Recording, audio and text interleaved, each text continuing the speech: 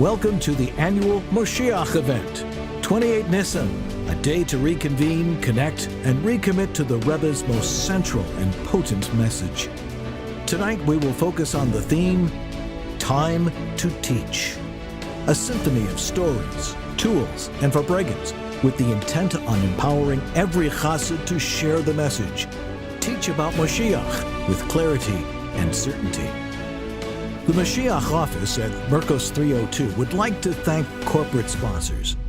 This event is sponsored by Weinstein. Thank you to our monthly and annual donors who partner with us in creating a movement to know about, promote, and ultimately bring Moshiach. My name is Aryeh Loschak, and I work in JLI, specifically in the curriculum department. When it came to the Hakel year that we just had, the booklet for the Hakel project with the angle is focusing on Hakel and Mashiach and all how those things interplay together. And when I initially started, it was a little tough. Of course, as a Lubavitcher, I've heard about Hakel all the time and Mashiach concepts as well. These are things that we kind of grow up with and hear coming out of our ears. To write the ideas is not that hard, but to write it in a really relatable and inspiring way for others, certainly others who are not necessarily even from, in my mind, I thought would be a little bit of a stretch. We find an unbelievable idea. In the past, there was apprehension in regards to promoting Moshiach Seuda. How would the invitation be received? However, when people have engaged and publicly promoted it, it has proven to be very much accepted and embraced by thousands of Jews, even by those he wouldn't have expected, very similarly to promoting other aspects of Chassidus. The reality is that as I worked on it more and more, I think one of the most important, powerful things that happened was for myself, that I got inspired about, these things that I had known about for so long, but never really connected with. One Shabbos, one of my siblings called me up and asked me if I could have a university student over for Shabbos dinner. A traditional Jewish background, he wasn't religious. I said, sure. And I was in the middle of dealing with this whole Hakel thing and, pumping these ideas about Hakel and Mashiach and everything like that. And I remember it just kind of poured out of me at the Shabbos table. And I kept on harassing this guy, literally. I was telling him, his name was Ari. Like, Ari, it's a really special year, and we're really trying to angle and get everybody together, and it's going to be the final step to bring Mashiach, to get him, to get our foot through the door. And I just laid it on really, really thick. And I surprised myself how thick I laid it on this guy. And he loved it, totally loved it. Do not wait until you're absolutely sure, or are assured by most people that you will be able to succeed in sharing the message in a perfect manner. You must begin right away, even with a small initial step, and you will succeed. For Hanukkah already, he sends me pictures. He made a Hanukkah event, and the whole year, I'm not kidding, the whole year he's texting me, showing me pictures of him putting on tefillin, and it was all because of this passion for this Hakel idea and how it's so important to bring Mashiach that much closer. And I think the real kernel of it all began is that I, personally, took to it and saw that this is something that I can do, and something that if I just learned enough about it and thought about it in language and in a way that could impact someone else and really bring it home to them, then I could do this. And I did, Baruch Hashem, and I was able to see incredible results, and I'm still in touch with Ari until today, and he's on fire, Baruch Hashem.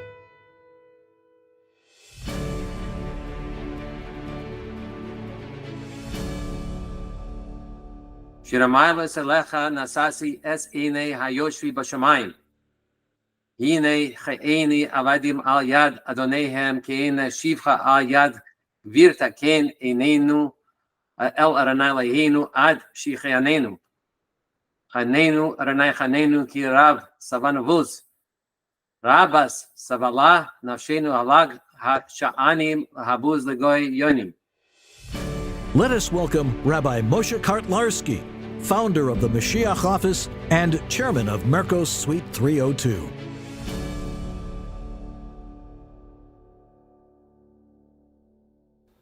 Good evening. Time to teach. In the week after next, we learn Parshas Emor. Emor v'amarta, Rashi says, Hazar Agidolim Alaktanim. Tzemach Tzedek says that if you know something, you have an obligation to teach something else. The Rebbe's focal point of his whole Messias was Mashiach. Everything to do to bring Mashiach. If you know anything and you kochzach in the Rebbe's Teres, and you know the Rebbe's Teres, you have an obligation to teach it to someone else. This is the primary focal point of the Doir HaShvi. All the previous Rebbe, until the Frierdiker Rebbe, had to worry about the livelihood of their Chassidim. But the Frierdiker Rebbe started Lialta L'Tshuva, Lialta L'Geula, and he made Moshiach a focal point also of his Nesias. He wrote Mashiach's Torah, and he, even though it was finished by the Rebbe in Tafshin Lamed, the Frierdiker Rebbe started it, chose the Klaf, chose the Sefer.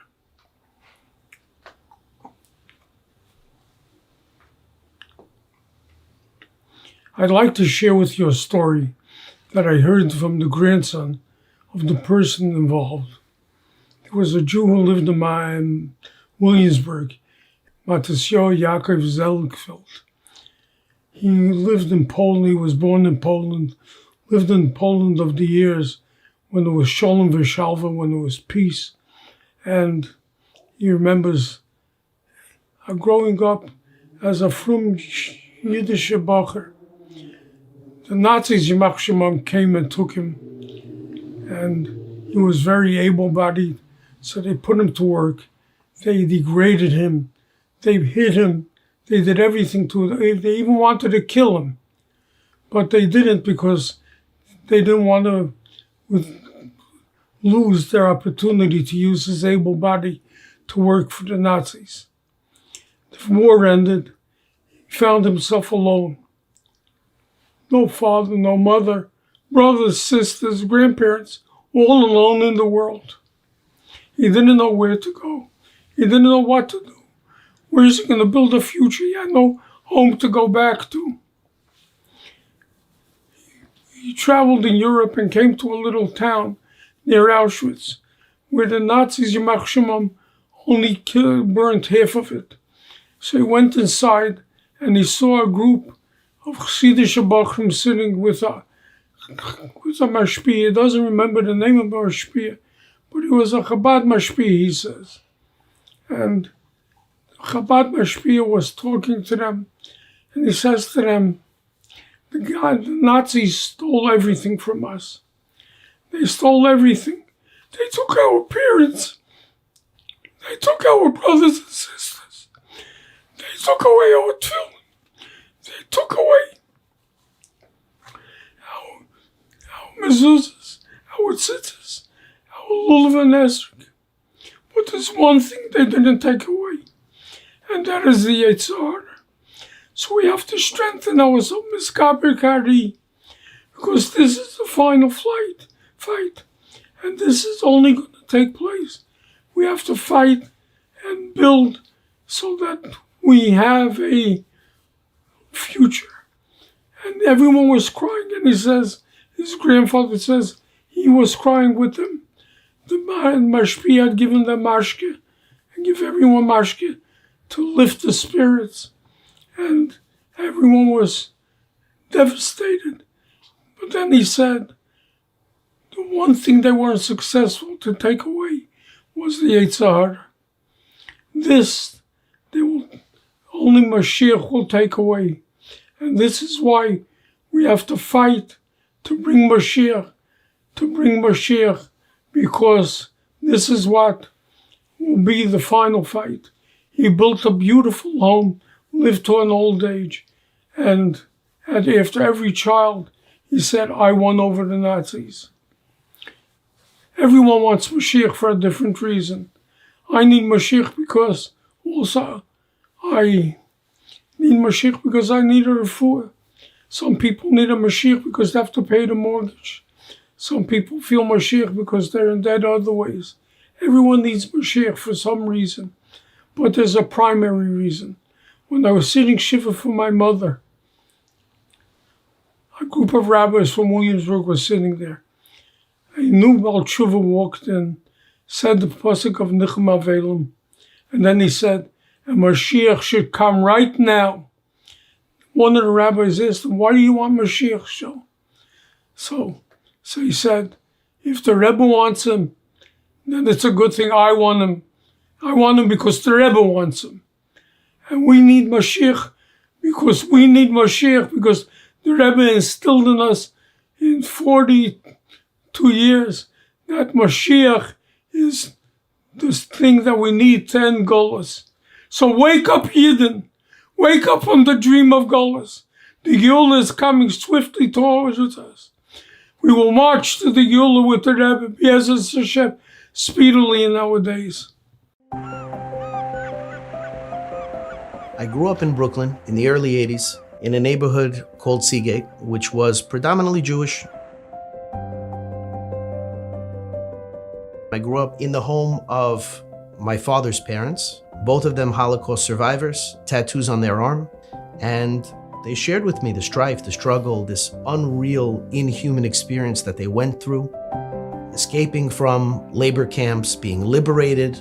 And despite the tattoos that they had on their arms and the stories that they shared with me, as I grew, I just really didn't connect to what a horror they went through. It was something that was distant and it was in the past. It wasn't current. It wasn't anything that I needed. As I grew, I married a girl. We met in 1997. Went to college. She went to college. I ran my businesses. I wound up in the retail and in the software business. Did very well, but again, didn't connect to Jewish life whatsoever.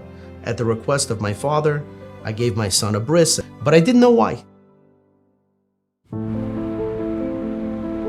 I grew up on Shlichus in the heart of Brooklyn, in that area called Kensington.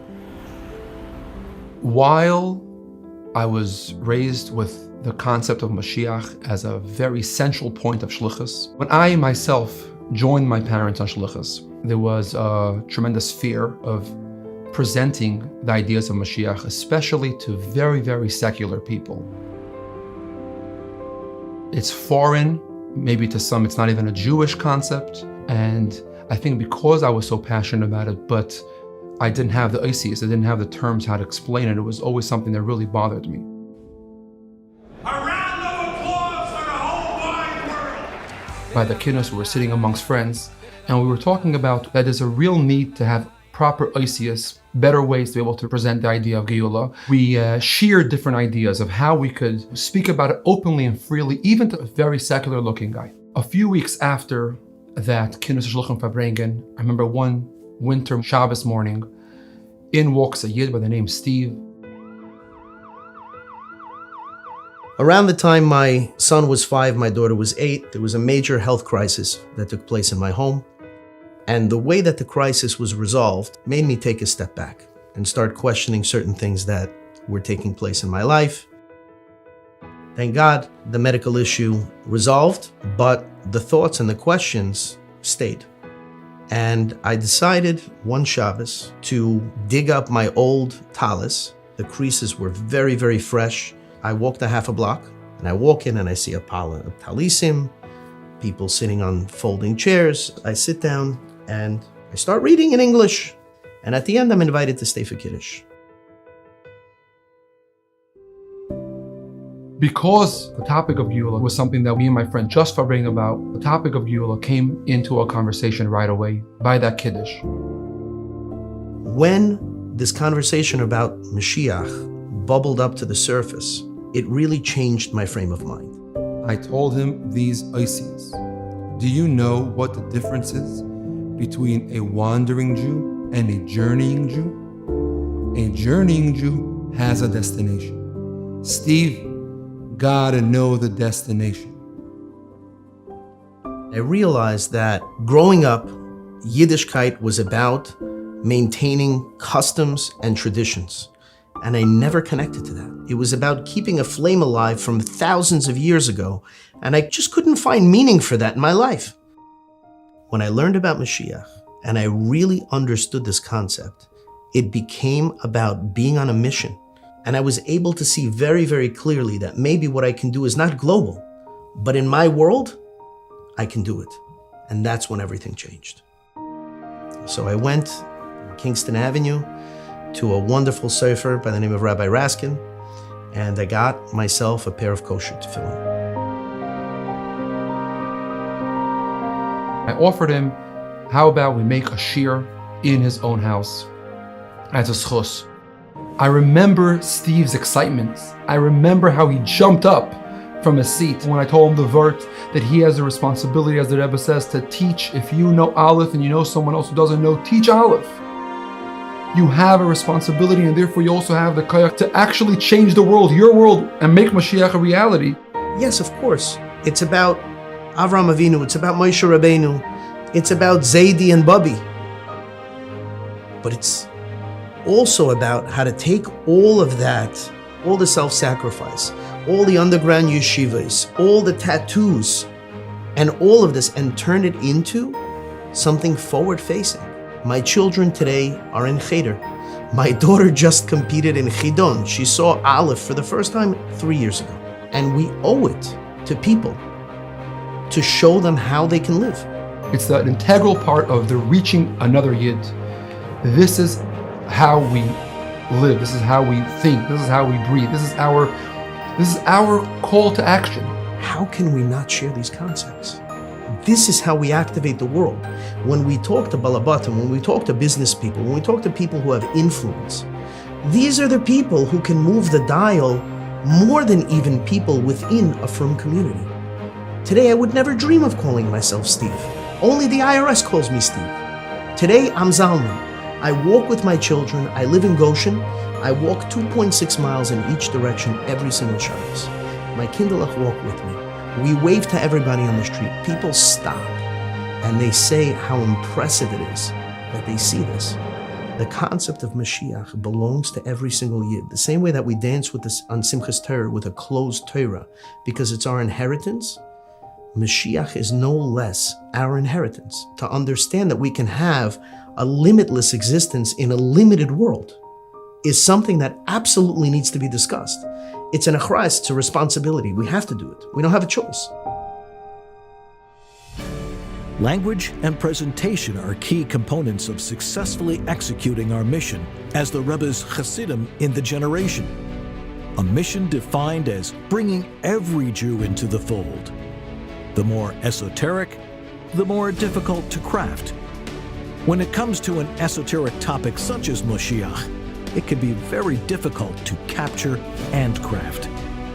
Please welcome lecturer and teacher, Shliach of the Rebbe in South Africa, an experienced Moshiach language craftsman, and whose classes and online content inform and inspire thousands across the globe. Rabbi Ari Shishler.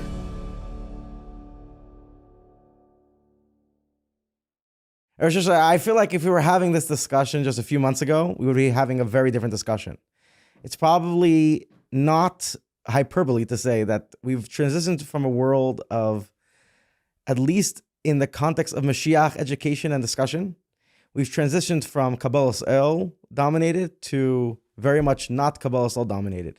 Many of us who felt like before Simchas Torah, the massacre of October 7th in Eretz Yisrael, which started this whole matziv all over the world, talking about Mashiach probably needed a bit of Kabbalas El. The Rebbe wanted us to do it, we're going to do it. But now it feels like the world is begging, whether you're a shliach in a community or you're not official, you're not a shliach in any official capacity, but you are Lubavitcher Chassid. Society around us is like begging to hear this message. Am I reading this right? Are we having a whole different discussion post October 7th? When you think about the Six-Day War and you think about the Rebbe's message about Mivtza Tefillin and how it was this incredible revolution that literally turned the tide of what could have been a devastating piece of Israel's history, when you look at it objectively, the reach of Lubavitch at that time was very limited, if you think about it. And how many people could actually hear the Rebbe's message, were open to hear the Rebbe's message, were capable of hearing the Rebbe's message, was possibly a few tens of thousands of Jews. Whereas today, every single Jew on the planet has access to the Rebbe's message, because every Jew on the planet somehow has a link to Chabad, to Shluchim, to Anash. And so the capacity that we have right now to share the message of Moshiach is beyond anything we've seen before. Add to that in the last few months, since October 7th, the Jewish world has changed fundamentally. There's a hazoza atzmith, whereas people maybe thought Moshiach was far-fetched or unrelatable, wasn't part of their reality, maybe even their Judaism wasn't part of their reality. That has changed fundamentally. And everybody has had this incredible wake-up call where they are literally knocking on our doors, asking us, what is the message? What should we be doing? Where are we going? What would the Rebbe say at a time such as this? You know, one of the big things in Chassidus is the principle of dira b'tachtonim, and how the Rebbe speaks about it's dira b'tachtonim mitzad tachtonim. Because if we're superimposing our message on the world and on people, there's always the risk that they don't absorb it in a personal way and that it doesn't really talk to them. Whereas when there's an Isarusa Dilasata and people are open, looking and thirsty for that knowledge, then it not only puts pressure on us to respond, but it should be encouraging to us that this way the message will be absorbed because people are ready to hear it. And that's a whole different conversation. When we felt like we were the ones ramming Moshiach down people's throats, it might have felt very uncomfortable for us. And how do we say this? And how do we not sound like we're all crazy people? But it's a different conversation now, because people have realized everything the world promised them has fallen through. The friendships they believed that they had were not necessarily so warm and encouraging and supportive. And certainly in many secular Jewish societies, the principle of tikkun olam, living with this belief that we're going to upgrade the world, fix the world through liberal humanitarian values, has suddenly proven not to be the case. But that urge and that wish to make a difference and to make the world a better place is alive and well. So people are very open to hearing an alternative version, an authentic version, Torah's version of what it means to make the world a better place. Rabbi Shishler, you've been a Mashiach teacher for over 2 decades. Tell us your most moving moment in your journey of Mashiach education. I was once at a Shabbaton here in South Africa, and on the panel were all different rabbis from different communities. And it was an open mic session where you could ask anything at all. The way it was supposed to work is each rabbi would be asked in order of how we were sitting on the panel. And then the moderator obviously managed, the questions. But at some point, somebody raised their hand and they asked a question about Moshiach. And the moderator, who's a Litvisherov, immediately turned to me and said, you have to answer that question. It wasn't my turn to answer. He said, you have to answer that question because you're a Lubavitcher, and if there's a question about Moshiach, a Lubavitcher is the one to answer it. And I think that tells us a lot about our responsibility and the expectation that people have from us. We have a program here in South Africa where one of the very big Jewish day schools, which is not a religious school, takes their grade 11 class for a week of Jewish education outside of the school. It's like a camp kind of an experience. And they teach them Yiddishkeit. It's very beautiful. And one of the things that they do is they bring rabbis, and each rabbi gets, they split them up into groups. So let's say there's 6 groups, and each rabbi gets 10 minutes with each group, in which time they have to express a certain topic. So they asked me to speak about Moshiach. This happened for a few years. So imagine addressing a group of rowdy teenagers on the topic of Moshiach. So I'd always walk in and I'd say to them, before we start, let me ask you a question. Please raise your hand if you believe that Moshiach is reality, that it's not just a fantasy. And you'd have a few children in the room who'd raise their hands. And then I'd say to them, raise your hand if you believe that Moshiach is going to come in your lifetime. And then you had maybe 1 or 2, meek raisings of the hand. And that left me about 9 minutes to try and convey a very profound and abstract concept to a group of ADD teenagers. And I'd say to them as follows. Look, if you don't believe that Moshiach is coming in your lifetime, then either you don't know enough about Moshiach, or you don't know enough about what's going on in our world, or maybe both. And then I'd go rapid fire, sharing a whole lot of facts that most of them were unaware of. Things like examples of the transformation of military technology and hardware into peaceful means and ends. We'd speak about the incredible reduction in global hunger. We'd speak about unusual inflation that defies the rules of economics. We'd speak about a host of issues. And at the end of it, almost always, there were at least one or two of the youngsters who'd come over and say, I always used to think that Moshiach was this ridiculous concept that Jewish people believed in, but you've made me think. And I'm going to look at the world a little differently and pay attention to what's going on, because ultimately that was always my message, that if we pay attention to what's going on in our world, we contextualize it with what Torah says about Moshiach, it becomes fairly easy to connect the dots. And then I want to share just a beautiful anecdote that happened a couple of years ago at our Mashiach Suda. One of the fathers brought his daughter along. They're not really from people. And she sat there, a young girl. She sat watching the Mashiach Suda, listening to the Vertlach, listening to the Nigunim. She sat very respectfully and quietly. But eventually, just as it was around about Shkia, she piped up and said, are we just going to sit here and talk? Or is Mashiach actually going to come? And it's a stark reminder that we can talk and talk. At the end of the day, we need to ensure that Moshiach really comes, and really comes now. Amen. Rabbi Shishler, on behalf of everyone, thank you so much. On the topic of Oisius, the Rebbe famously unrolled a profound metaphor for the urgency one must feel to bring Mashiach at any moment. The following presentation is brought to you by onemitzvah.org, a project launched to facilitate more mitzvahs more often for Moshiach.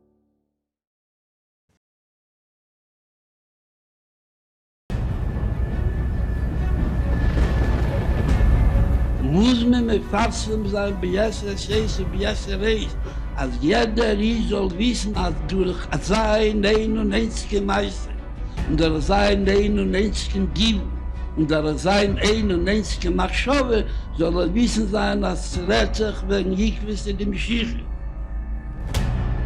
Over 800 years ago, the Rambam wrote, "Just one action can be the one to bring redemption to the world." Now, those words really matter. We are now in a Geula age. Potential is lurking in every corner. Any one can be the one. The power of one mitzvah, the power of one moment. A single action has atomic power. Mit der Kamus Achik-Tana, und Loschak Elam mit der Atom, Schaß mit das nur Eisnutzen, Lady Keches und Lady Seichel, wo der Rebbe hat gegeben und Eisnutzen das, in der gute Richtung kommen mit der kleinen Kamus Mamos. Ufton a Shinoi, wo der Shinoi soll der Griechen beregen kememre, bechol ha'elam kule. If there is one sum message of the Rebbe, it is this: everyone can be the one.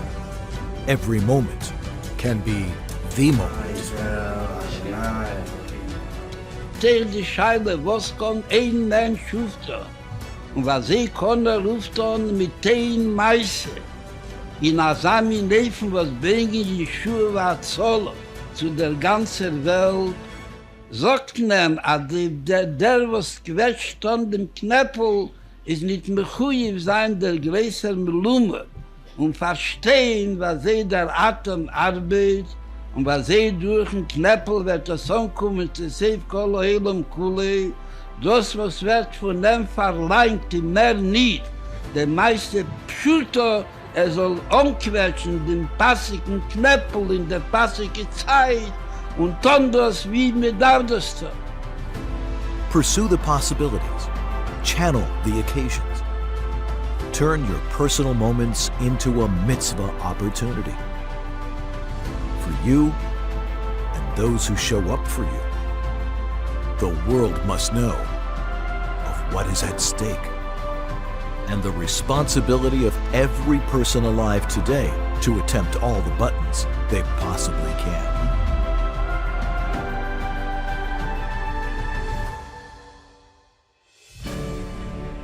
Tonight, we announce the launch of a new tool in teaching, the Aleph.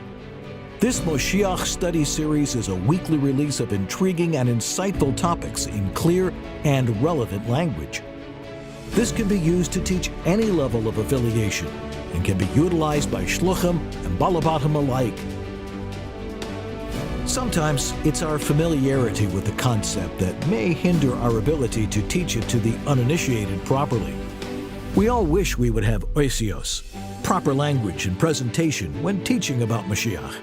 Joining us tonight in conversation with Rabbi Levi Gerari, director of the Aleph, is famed Rabbi Aryeh Weinstein, director of the Jewish Learning Academy at Lubavitch of Bucks County, Pennsylvania, as well as rabbi of the shul at Newtown.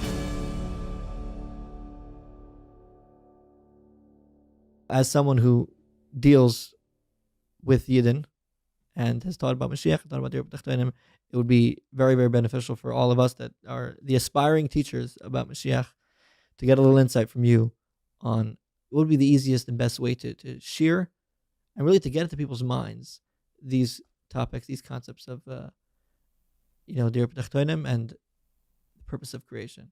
There was an incident with a venerable Chassid by the name of Reb Shmuel Levin, and he went to Manhattan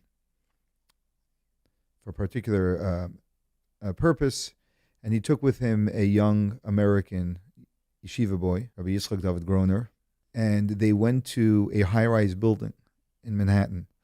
And that was the first time that this Reb Shmuel Levin, a Russian Chassid, ever went into a building that had tens, maybe hundreds of floors. And they had to go up to one of the higher floors, and they took an elevator and went up. And when they came out of the elevator, they found themselves in a room with windows which were floor to ceiling. And Reb Shmuel Levin looked out the window, and at first he was gripped with fright, just fear of heights. You're so high up. He never saw the world from such a vantage point. And then, as a chassid of his ilk, if you will, immediately commented. He grabbed Rabbi Yitzchak David Groner's hand, his arm, and he made a comment. And he said, "You see, when someone raises themselves up a little bit, the world before them becomes a lot smaller." And I think this is fundamentally the challenge that we all have. And when we bring an idea which is a spiritual idea, which is in uplifting, an idea that means that we are looking at things from a higher vantage point than people commonly do, and we bring that to someone who simply never had the opportunity or the education, or the work, the avodah as we would call it, the work within themselves, to see things from a deeper perspective. We bring that to them. That can be shocking. But what happened, and so the very first insight that we can share with them is that this is a deeper and more spiritual perspective on reality as we normally experience it. I imagine that you share this concept with a lot of people. Now, I guess for some people it's probably very uplifting, and it's very nice to hear. But does this concept where you're saying your life is very limited, and I'm giving you here a whole different perspective, a higher vantage point, does that scare anybody? Do you ever have okay, Rabbi, I'm not interested in hearing about this Mashiach thing if this is what it means? Yeah, absolutely. People are generally terrified of a reality which is different than the way they know it. And most people, I say many people spend their lives trying to keep their life within the box that they know and they're familiar with. Yes, and that's a large part of what we're going against when we speak about Mashiach. And that's why I think it's very important to show the personal benefits that we get when we live with the idea of Mashiach, and we believe it deeply. So when they see that their problems, the problems which seem so big actually seem so much smaller, and they see that. They do see that. The classic, example where I see people see that is when we have a lot of guests over, and someone breaks the glass at the Shabbos table, and they see how it has no significant meaning to us. Like, we're really fine with it. I can't say that's entirely a holy perspective. We just know, but in a certain respect we no longer get caught up in $8 on a glass. That's actually is not what dominates our life. And that's because our heads are, to some extent, raised to higher values, and therefore these things are not of great value. Yeah, say no, we could buy another one. Quick fix, easy fix. Whereas, there can be a 3-day fight in the family over that broken glass. And from the reactions I see, I think maybe that's what they're used to, right? So these are all ways of us actually showing them that a higher perspective actually makes the things that bother us smaller. Doesn't mean it takes everything away. And that's showing them, and that's a Mashiach perspective. We connect that with Mashiach, that's a Mashiach perspective, and it truly is. We're not stretching anything here. This is exactly what it is. When I teach about Dira B'Tachtonim, I translate or encapsulate the idea, this implementation so that we bring Mashiach to reality as integrating the reality and awareness of God in this world. So that every time we do anything that is associated with God, what are we saying and what are people seeing when they see us doing those things? They say, this is a person who believes in God. They see an expression of God in the world. That is integrating God in the world. It's interesting that I looked up how much a football coach gets paid. And he gets paid far less than the key players. He gets paid handsomely, but he's nothing like the quarterback. And the reason, but there's good reason why. The coach is telling the quarterback what he should be doing. The coach himself can't necessarily do it. He may never have been a quarterback. He observes it, he understands it, and he knows how to tell someone what they need to do. But it's the quarterback who actually has to implement that. And he needs to make it a part of his being, that when he gets onto the field, he not only knows what he is meant to do, but he actually knows how to do it, so that when he picks up his arm does exactly that. That is integration. That's not just an idea that I understand, that's the implementation of the idea, but it's being one with that which It's interesting also that athletes, the biggest challenge athletes have is not their ability to perform physically. The biggest challenge athletes have is the psychological component of not being distracted in any way from knowing that they can do what they're going to do, and knowing that they will do what they're going to do, knowing they have the power to do what they're going to do. And one of the beautiful things about a world being created with a plan is that it's the knowing that if God created the world with a plan, and God put me in this world, and God asks me to do something, I know I have the ability to do it.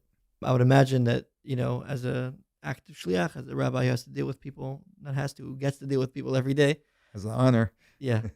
I would imagine that, in the last couple of months, based off the situation that we're dealing with, we're on many levels, we're dealing with a state of chosech, which is more than what it was, last year. I mean, there's no way to know from Hashem's perspective, but in people's reality, how does this plan and mission give them and us energy and power and clarity of vision? This is the experience we have when we speak to a fellow Jew who is not familiar with the subject of Mashiach.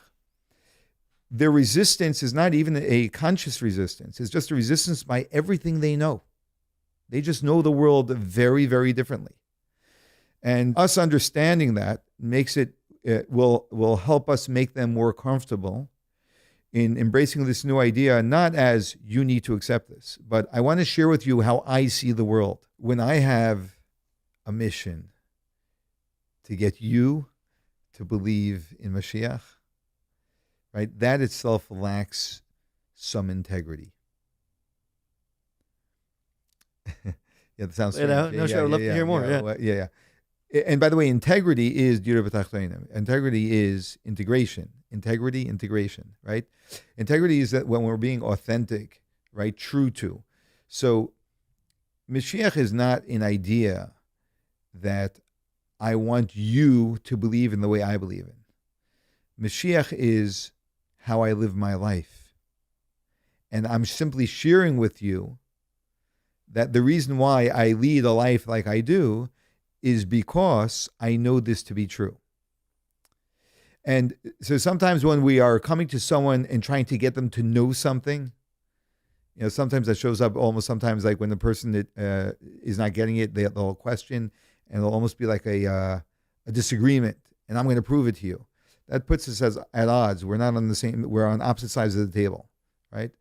When I'm simply sitting next to you and sharing with you, what drives me, where this comes from, right? There's a way of teaching these ideas as not as academically, like as I'm going to teach you an idea, but I'm going to share with you what inspires me.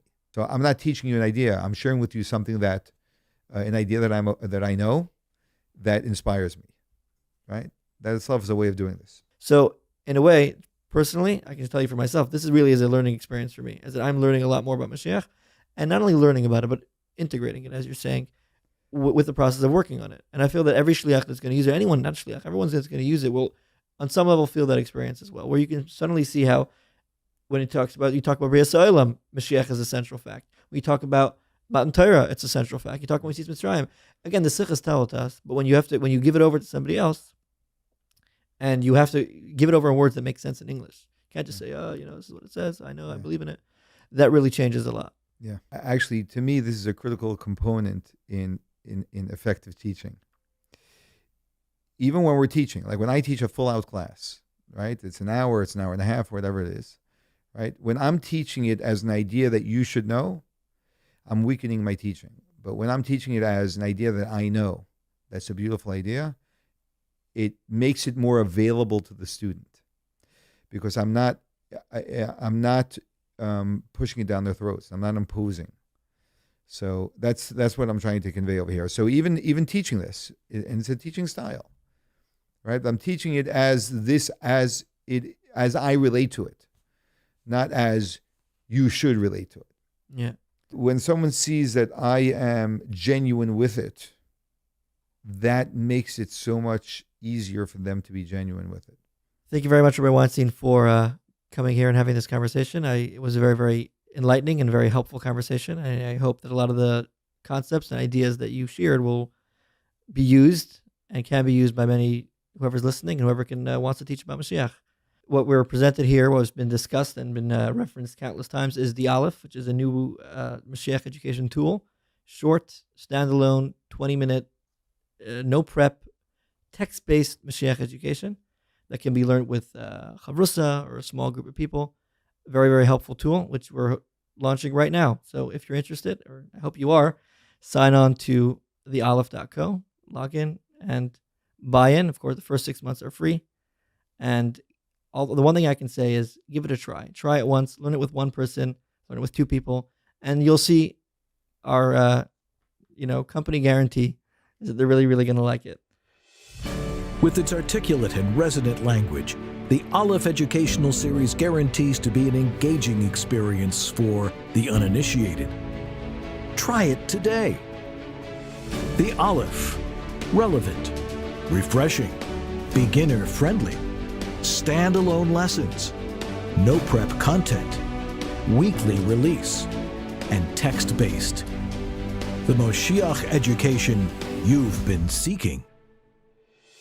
Chassidim, young and old, from around the world are with us tonight on a search for articulate language on how to convey the Torah true precepts of the era of Moshiach and our current era on the cusp of redemption. Joining us tonight in conversation with Rabbi Shlomi Naparstik, director of the Moshiach office, is master teacher and head shliach to Bal Harbor, Florida, rabbi of the Shul, founder of the Aleph Institute, and mentor to many, Rabbi Sholom Ber Lipskar. Ever since Simchas Torah, Lubavitchers especially have a little more on their minds than probably the rest of the world. there's just similarities between the situation now and the Gulf War. And I know that the Rebbe was very adamant in dollars, like we see in the Sichos, that not only is Eretz Yisrael the safest place in the world, not only is Eretz Yisrael Ein Hashem Lekecha Ba, Mereish Shana Ad Achar Shana, but Higias Man Geulaschem. The Rebbe saw us as like a redemption, a geula moment. So can you take us back to that time? You were obviously on Shluchas then. Give us a little bit of the picture of a moment like that, where the Rebbe is saying a world event that's so close to the hearts of Yidden was actually a geula moment. It's a geula connected event. How did people take that? I had the big merit of also being in 770 during the 6-Day War. Oh. And was also privy to the Rebbe's consistent comments and directives and reactions, etc., during that extremely very potent period that was the beginning of the Rebbe's talks in terms of miraculous events that took place that were beyond any natural perspective or expectation. I was also there during the Yom Kippur War in 1973. I was also there during the Lebanese War in 1982, 81.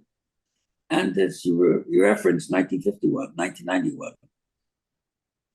In each case, there are two different aspects to the Rebbe's reactions. One is you saw and you felt, and you sensed the deep concern and love that the Rebbe had for the Jewish people in the Holy Land, and that there was nothing that was more important at that time than making sure that they were safe and everything was taken care of, to such a degree that the main aspect of Mitzvah Tefillin took place during the 6-Day War, and to such an extent that I'll tell you a little story that's not so common, but it has to do with the fact I was a Bachar in 770, and of course, the 770 Bachrim at that time, there were not hundreds or thousands, but we're talking about under 50 Bachrim in the whole Zal. It was just the upstairs, and we had, a total of 7 tables or 8 tables that each table had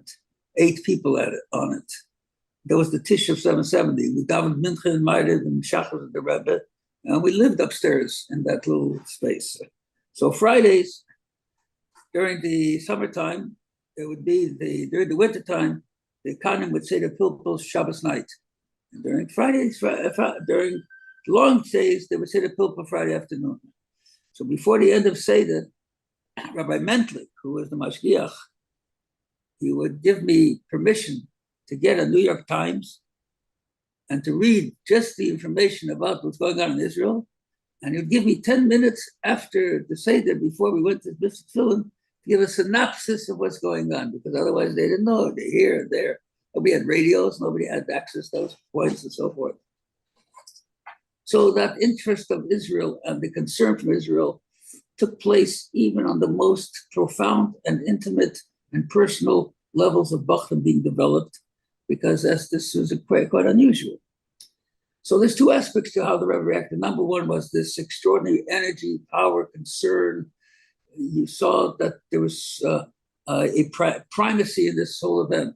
Everything that became the priority at that time, and the Moshe were directed towards it, and people's attitudes were directed towards it. But there's another thing that in each case the Rebbe talked about, and especially when he talked about this as Mandulosenu, which is the fact, in other words, I'm going to say the words that the Rebbe did not use these exact words, but I heard it in his discussions, that for all of these years, it was Ad Mosai, waiting for Mashiach. Lately, the Rebbe used terms that were strong, peering through the cracks, spaces in the charakim, knocking on the door. Everything's been ready. Even the buttons have been polished, ready to go. And these events heralded a moment of redemption like nothing else. So I'll give you a simple example of what I mean. On October 7th of this year's Simple Seder,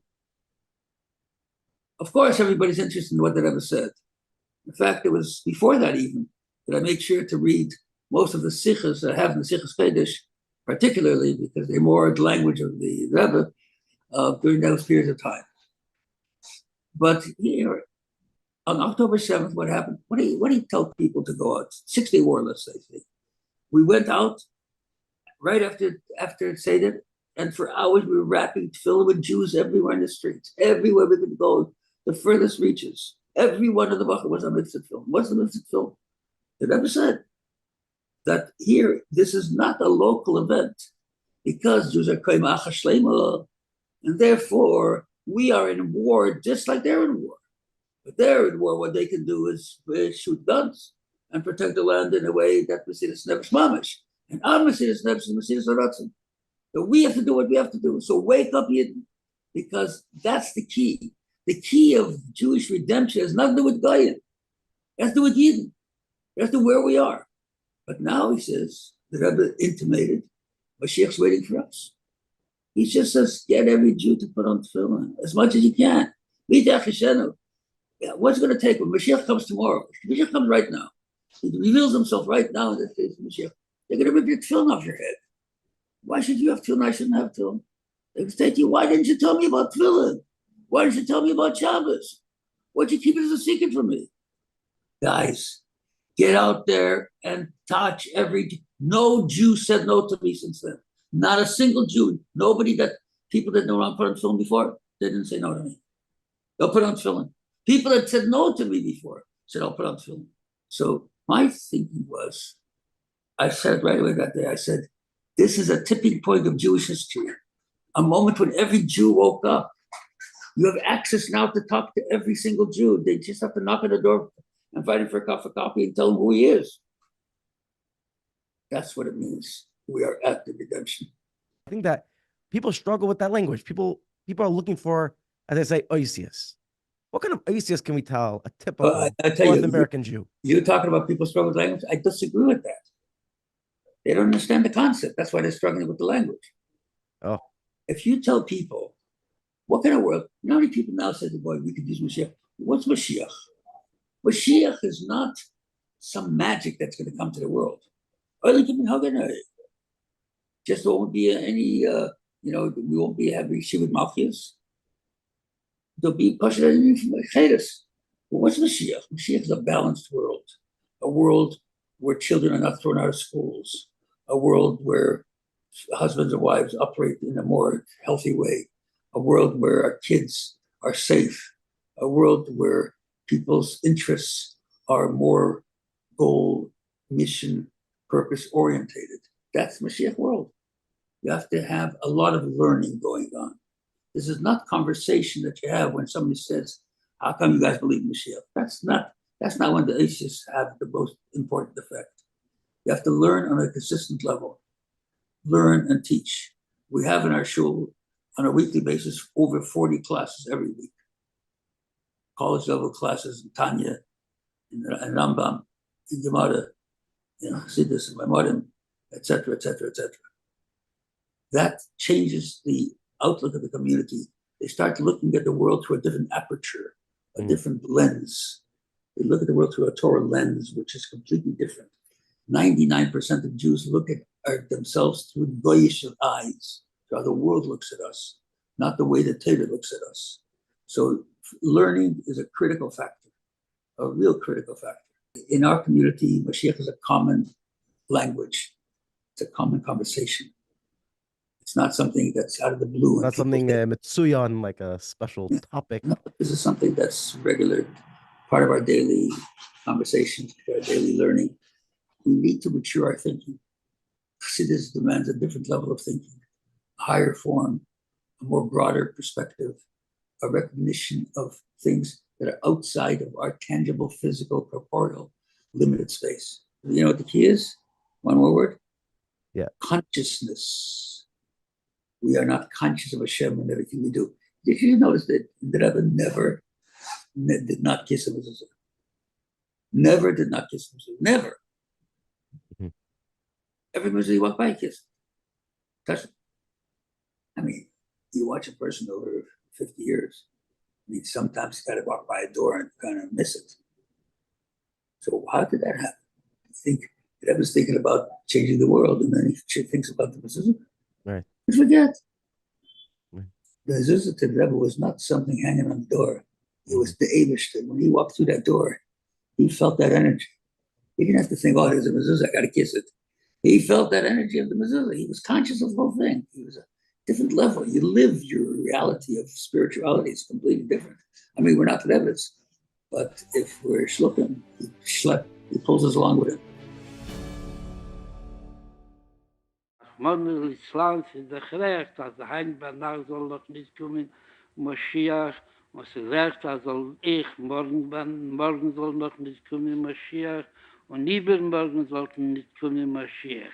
Und es hat Freitag und heißt, man soll schreien auf Moshe. Und Hulu, wohl geschrien mit Hanemes, wohl gemeint mit Hanemes, ist eine sichere Sache, als Moshiach wird schon lange gekommen, zusammen mit der Gula Mitzis war schlimm. Was ich kann noch tun, du weiß ich nicht. Weil alles, was ich getan, bis ist der Hevel, weil Lorik, sie gar nicht der Reise von mir geblieben in Golus.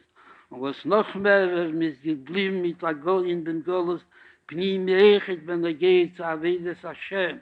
Und kommt über kam Pomim.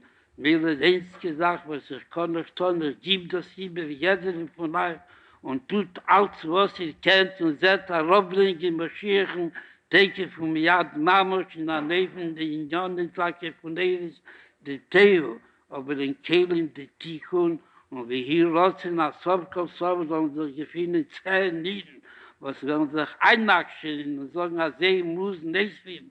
Bei den Nebesten ist das damals das Amt Scheyerefu, ושלח צולה ונינו וחתסנו ומחלטונו, ist eine sichere Sache, der Rebbe wird darauf bringen, der Gula Amitis war schlimm und Teke von Miyad Mamos und auf dem Meise, was sich kann noch tun in dem, auf zu geben, machen jeden von euch auf der Schliech, auf Zdoke und wie hier rotzen, aber ich habe getan, alles was ich kenne und ich kann nur haben, tut alles was sie kennt, wie hier rotzen, also unser Gefühl zwischen euch auf Kolponel 1, 2, 3, was Allah nicht zu geben, was man soll tun und was er soll tun.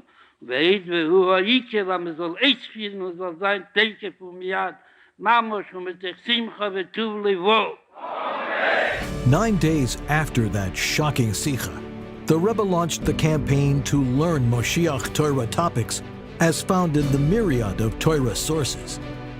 The following winter, when addressing the Kinnis HaShluchim of 5752, the Rebbe instructed the Shluchim to prepare their locales for Mashiach by teaching them its concepts in an articulate, understandable, and systematic fashion. For tonight's Farbrengen, please welcome co-founder of Inside Judaism, popular Chassidus teacher, leading mashpia at Yeshivas Toimche Temamim Choybeve Torah, famed Crown Heights adult educator and mentor to thousands worldwide, Rabbi Yossi. Paltiel. Shalom Aleichem. Good evening to all. This is odd to have an electronic Farbrengen.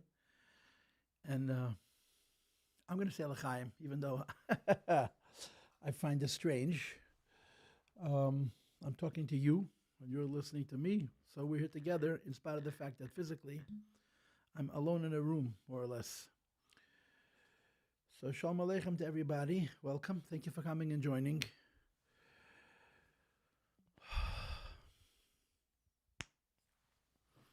L'chaim. Chaim lebracha. Chaim shalom. I had a seltzer, so I'm good with the bracha. L'chaim. Chaim.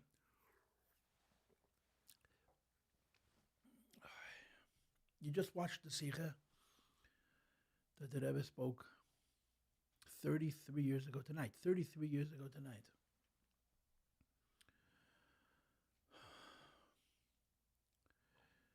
When you look at that Sikha in hindsight, I think it's accurate to say that it put Chabad into a state of trauma, which a good argument could be made we have yet to recover from.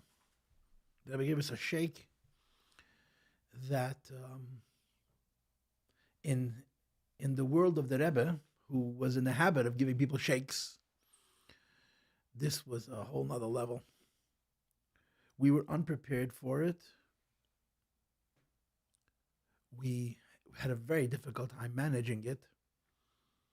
And a lot of people would say we still haven't figured out what the Rebbe wants. What was the point of it? It was literally 200 seconds, 2 minutes and 40 seconds, where the Rebbe just showed an enormous amount of pain about Mashiach. And that was it. It was exactly 11 months to the day till the stroke, and I think that's significant also, where the entire diet of Lubavitch, the entire diet of the Rebbe, everything was Mashiach, as the Rebbe used to say, Peschem Edovish Azman Groma, Bias Mashiach Sidkeinu, take from Yad Mamish. That's the Rebbe would start sichas like that. The entire focus of the Rebbe from that point forward was about Mashiach. But it was very positive, very positive. And as time went on, it became more and more positive. So there was these 200 seconds. There was a wake-up call of extraordinary power. And everybody had to try and figure out what the Rebbe wants. What does it mean? And there are all kinds of different insights. I want to tell you what I think. I've said this before, but I want to repeat this here. It's just another way of looking at that 200 seconds. Most people feel like those 200 seconds, that certainly the tone was a tone of resignation. The tone was a tone of despair, yiush. But perhaps there's another way to look at those 200 seconds. Perhaps those 200 seconds was the Rebbe taking off his mask. We know by Rabbeim, Chal Tzadikim, but the Rebbeim particularly, that what they're really thinking and feeling, we don't know. Everything is tempered. There's a very careful managing of what they show us. I saw a quote from the Chassid, Rabbi Nanis. It's so interesting. Rabbi Nanis describes his yechidus with the Rebbe in 1966, when the Rebbe wanted him to live in Yerushalayim and he wanted to live by the Rebbe in New York. And he told the Rebbe that he's elderly and that he suffered a lot and he wants to spend his last years in the Rebbe's Dalaramas. Now he would live more than 30 years after that yechidus, but there was no way for him to know that.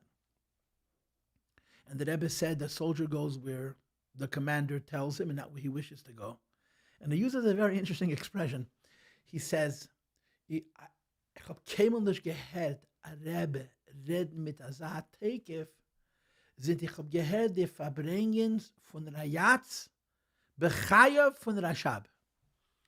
Which means in English, I hadn't heard a Rebbe speak with such force since I heard the previous Rebbe Farbreng when his father was still the Rebbe. There's a meaning, there's a connotation in those words. That he was a Bocher and Temchet Mimim, he was at the Farbrengens of the Friedrich Rebbe when he wasn't a Rebbe. And those Farbrengens were fire. They were intense. When he became a Rebbe, the Farbrengens were more modulated. They were more controlled. Because the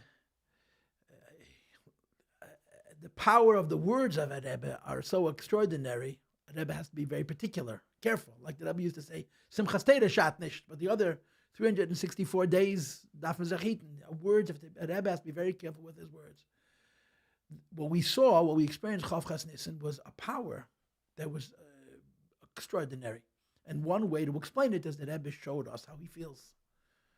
Not about his frustration, not about his despair, but his desire for Mashiach. Perhaps another way of interpreting those 200 seconds was that Rebbe literally showing us, demonstrating what it means to want Mashiach, how desperate it is, how serious it is, how practically necessary it is. And instead of seeing it as this pain and this despair, it was a gilui. The Rebbe showed us what he felt. And then he stopped showing us what he felt. And he expects us to acquire that kind of want, to acquire that kind of desire, to acquire that kind of urgency. And this is on everybody's mind. This is our business. Our business is the Rebbe, our business is Chassidus, our business is Afat Somayonos, our business is Afat Sayados, and our business is Mashiach. So let's talk a little bit about this. Let's talk about this from a variety of different angles. The first is the Simanim by Mashiach, something which the Rebbe spoke about often. the idea that the indicators, the signs that Mashiach is coming. Or to say it in perhaps more skeptical words, there is an argument to be made. People have made the argument that so many years have passed that Chas v'Sholom, it may have, the Rebbe was trying. I don't believe that for 1 second.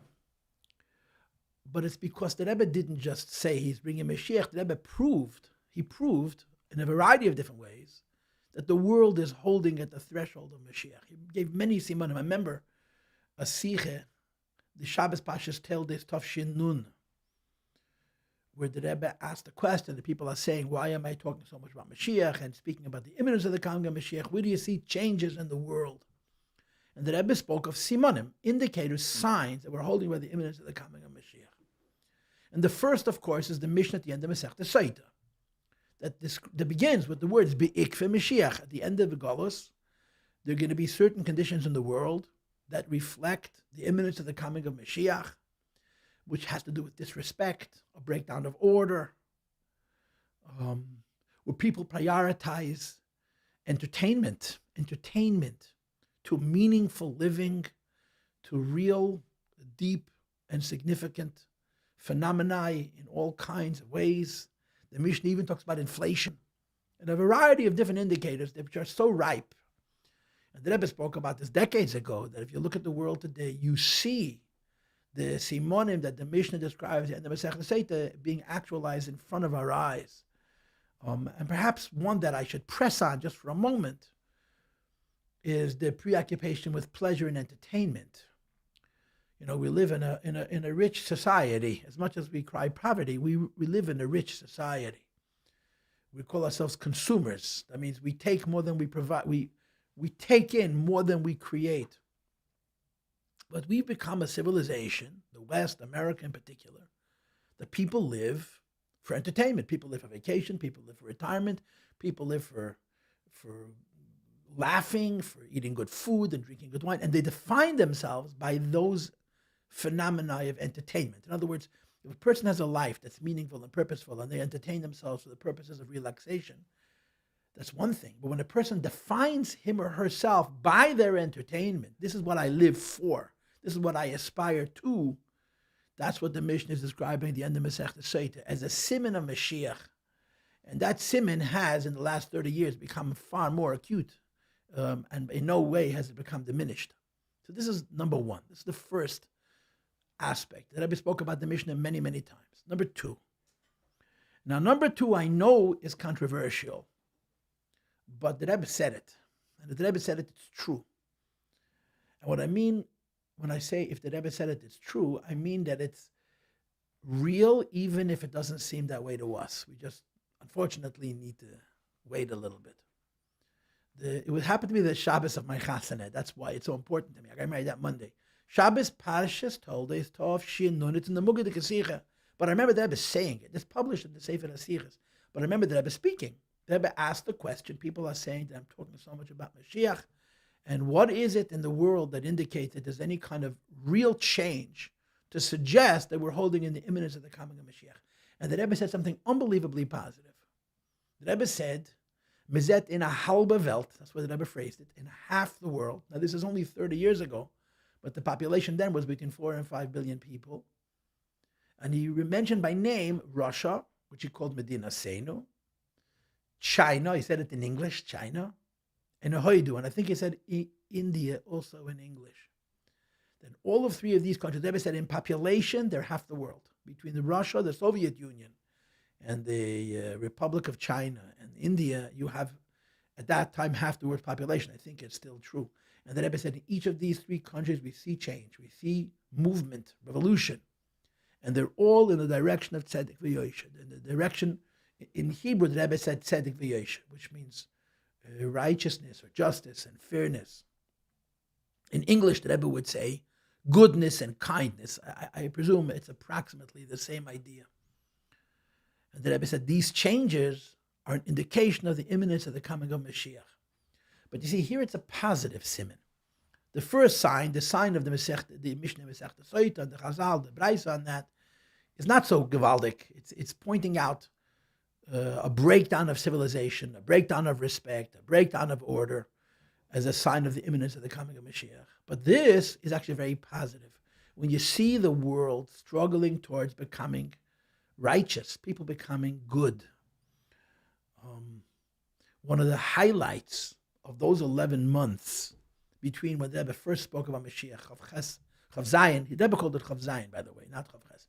Chav Zayin is Chav Ches is, and then of course 11 months later, Chav Zayin Adarishan, the following year, Tavshin and Beis, was the Siach Mishpatim, which is 1 month to the day prior to the stroke, where the President of the United States and the Soviet Union and the President of the Federation of Russia met in New York to discuss disarmament. And the Rebbe spoke a whole Farbrengen about that event, and he said it's Mupuloisav Shal Melech HaMashiach, Basma Mashiach himself is doing this, that this direction in the world towards disarmament is a sign of the imminence of the coming of Mashiach. And he explained, the whole classic idea, the idea that Chassidus talks about often and the Rebbe pressed on a lot, that one of the most important ideas that you need to understand in Torah is that the most basic ideas of morality, even lo tirtzach, even do not murder, cannot stand on their own feet. In other words, human beings all know they shouldn't kill. But what's going to stop them from actually killing? And the answer is not going to come, not their consciousness and not their philosophy and not what they call social order, social norms. The answer is misinai. Because Hashem said, because God said you're not allowed to kill. And the Rebbe said there have been, so many people have known for so long that murder is a bad idea, and yet the history of the world is replete with war.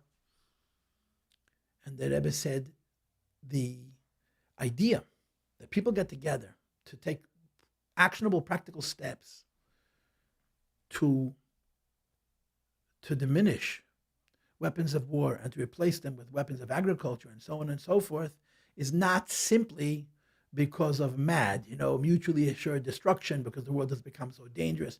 It's because there's something changing in the world that's awakening in people. A principle of morality that comes from God. It doesn't come from their own mind. It doesn't come from their own decision-making. It comes from the Eibishter. It's a simon of the coming of Mashiach. So the Rebbe spoke about Russia and about China and about India and said in these three countries there are positive changes in the direction of tzedek v'yosher and righteousness and fairness, or goodness and kindness, which the Rebbe said is a simon of Mashiach. Now it's 34 years since that sikha, and you can scratch your head and say, whoa, I don't see it.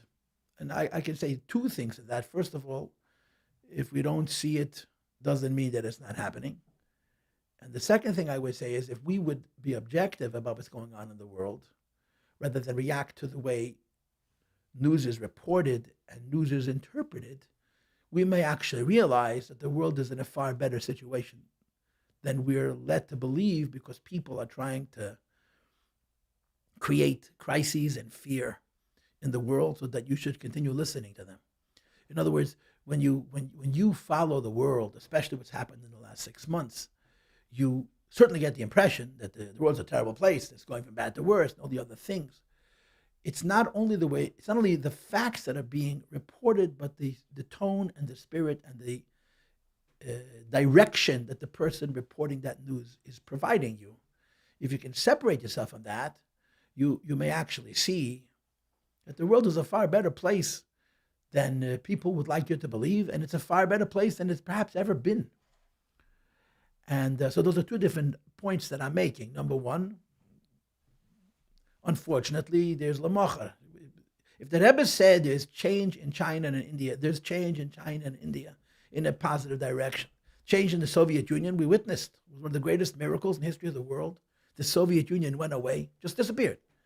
And there was no loss of life. There was no crises. In spite of what's happening now, compared to what it could have been, it's small fry. And we witnessed it. The collapse of the Soviet Union is arguably one of the greatest miracles in the history of mankind. And nobody stopped to notice, because it happened so peaceably, it happened so quietly, that you didn't even see it happening, which only enhances the miracle.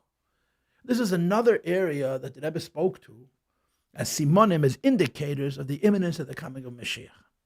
And number three, this is personally very important to me. And again, the reason it's important to me is because I believe that so many people miss this, not because they're not experiencing it, but because we're so distracted by the way people tell us to think. And so many people have a habit of telling us to look at the world through negative eyes. And the Rebbe is a realist. And the Rebbe spoke to the challenges of the world and the halamas vestadim of Golos and the achshel darbet miyah very, very candidly. But the Rebbe also was very positive. He wasn't only positive in how he expected the future to be, he was positive in how he defined the world. So there's an idea which the Rebbe spoke to many times, which we're all experiencing in our daily lives, but it's convoluted, it's fogged, it's complicated. And I can see that it's complicated, but it's not untrue, it's just complicated. And if you can hear me out and look at it from a different angle, maybe you can come to see what it is that I'm saying. And that is that Rebbe discussed the pasuk in Pashas Boy, that the Yidden, while we're still in Mitzrayim, at the moments prior to the Yitzias Mitzrayim, to the Exodus, and the Jewish people had light in their homes, meaning the Jewish people had been slaves for so long, like the Rebbe used to quote the Chazal, that the Pascha, Aveda, Me'aveseinu, Mitzrayim, Me'reish Hashana, they went out of Mitzrayim on Pesach, which is in the spring. From the fall, there was no longer Avdas. They were free. They were living in Egypt, and they were free, and they were living quite well. They were living comfortably. And the Rebbe quoted that pasuk, and he made the argument, and he used to say it in Yiddish with such intonation, with such trop, with such emphasis, with so much hearts. In the letzte Tag under the Goyim von Golos, he would say it over and over and over again. And the right language is he's saying it over and over and over again. In the last days and instances of the Golos, Yidden sit in Golos, and there's Lichtigkeit, there's light. The world in which we live today, as it relates to Jewish people in particular, and again, I know that this is a very hard moment to make such a statement because of what's going on in Eretz Yisrael and what's going on in Eastern Europe, but it's still true. It's still actually true. Jewish people are living comfortably and safely and freely. We're able to practice Torah and mitzvahs any place in the world. And like the Rebbe used to say, the Rebbe says, it's not only the government doesn't interfere, they support and they assist, they help you to practice Torah and mitzvahs. This is a truth that gets lost in our fear, it gets lost in our uncertainty, it gets lost in our worry. But it's a truth, and it's a siman of Mashiach. One of the simanim of Mashiach is the comfort and the wealth and the security and the freedom that the Jewish people experience in the last days and moments of the Golus, which we are living. And it's a sign that Otot Kum Mashiach. In other words, it's a sign that the Rebbe wasn't hoping to bring Mashiach and Chas v'Sholom. He missed an opportunity, as some think. I'm not going to say they say it because no one is Beseach Peh. He was showing us in the world, Simonim, that this is it. This is the end of the train. This is the end of the ride. We're holding my Mashiach now. And finally, the last thought is the miracles. The miracles. Rabbi Sai, I'm a teacher, and I teach children who were born after all these things happened. But some of you are listening to me are old enough to remember these events. In Tafshin Nun Aleph in 1990 and 91, there was the Gulf. It was 91, I think. It was the Gulf War. And Saddam Hussein threatened to attack Israel, and he sent Scuds. He sent 38 Scuds. And there was very little or no loss of life. And we all talked about the big miracle, 38 Scuds hit Eretz Yisrael. You know why the nest was so big? Because the Rebbe predicted it, and he pointed it out. The Rebbe said over and over again, as we all know, we've seen the videos, the safest place in the world is Eretz Yisrael. Eretz asher ein yad Hashem elokecha ba mereishis hashana v'ad achri shana. L'yonim v'le'yishin shema Yisrael. They wish to watch over the Jewish people b'chalal. They wish to love the Jewish people, and he watches over the Jewish people, and in Eretz Yisrael, Eretz HaKadosh in particular. And it was such a big nest. 38 Scuds hit Eretz Yisrael, and they were old rickety bombs. If you think about what's happened just in the last couple of weeks, and what's happened periodically over the last many, many years, where they sent rockets and all kinds of military satellites from near and from far in the hundreds and in the thousands. Iran sent in one day, 300 missiles. Some of them were considerable, and they were modern, and there's no loss of life.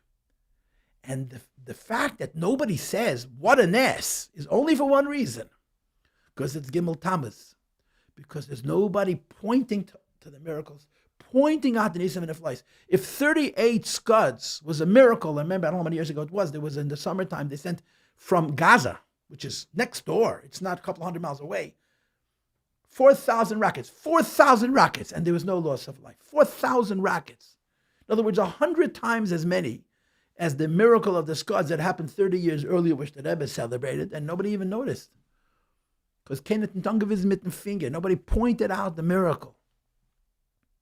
The miracles that are happening for the Jewish people, especially at Yisrael, are astounding. Astounding. And maybe she should help, and maybe should give koyach and wisdom and neshama to our leaders to finish. We'll finish one time. We'll never have to fight again. Hashem should help us that we should have seichel to understand that our role is to finish. And if we'll finish, we'll never have to fight again. The Eibush is performing nisim v'neflais, unbelievable miracles. We just don't see him. Why? It's the haze of war. It's the haze of worry. It's the haze of negativity. It's the haze of fear that either we bring upon ourselves or others bring it upon us, or that combination. But if you'll be objective, the 4 points that I just listed, which are all the Rebbe's ideas, I'm simply repeating Divrei Arav about the Simanim HaMashiach, which we all see. Maybe we could put on a different set of spectacles, and perhaps a more objective, a more honest set of spectacles, and see that the things that Rebbe spoke 30 years ago were not 30 years ago. They're more now than then, on a much bigger scale, in a much greater way, in a much deeper way, and to appreciate that the nevuah of the Rebbe, that Hini Zeh Melech HaMashiach Ba, is exactly that. This is the end of the ride. We're holding Od B'Mashiach Tzidkeinu. And the thoughts to the contrary are Poshet Yetzer Hara. Their sadness, their weakness, their fear, they're what people call realism. And realism isn't necessarily true. It's just human nature to be disposed towards negativity, towards fear. So that's number one, the simonim of the coming of Mashiach. Number two, the Rebbe spoke about bringing Mashiach, right? In the Kinus HaShluchim in Tafshin and Beis, Pashas Chayisara, they went over to the Rebbe, the leaders of the Shluchim, Rabbi Shem Tev and Rabbi Krinsky, I'm sure there were others, but I don't remember. And the Rebbe said loud, Kabbalas Pnei Mashiach Tzidkeinu B'Poel Mamish. Our role is to receive and greet Mashiach Tzidkeinu. Now, over the years, the Rebbe gave four. The Rebbe personally gave four actionable things that we could do, practical, actionable things that we could do to bring Mashiach Tzidkeinu. Number one, to daven for Mashiach, to be mafzeh for Mashiach. The Rebbe spoke that it says in Mefarshim at the end of the Nil, he mentioned the Radak and other Mefarshim, who say they bring Aryeh from the Psukim. The Mashiach is not going to come until we demand it. The Mashiach is not going to come until we insist that he comes.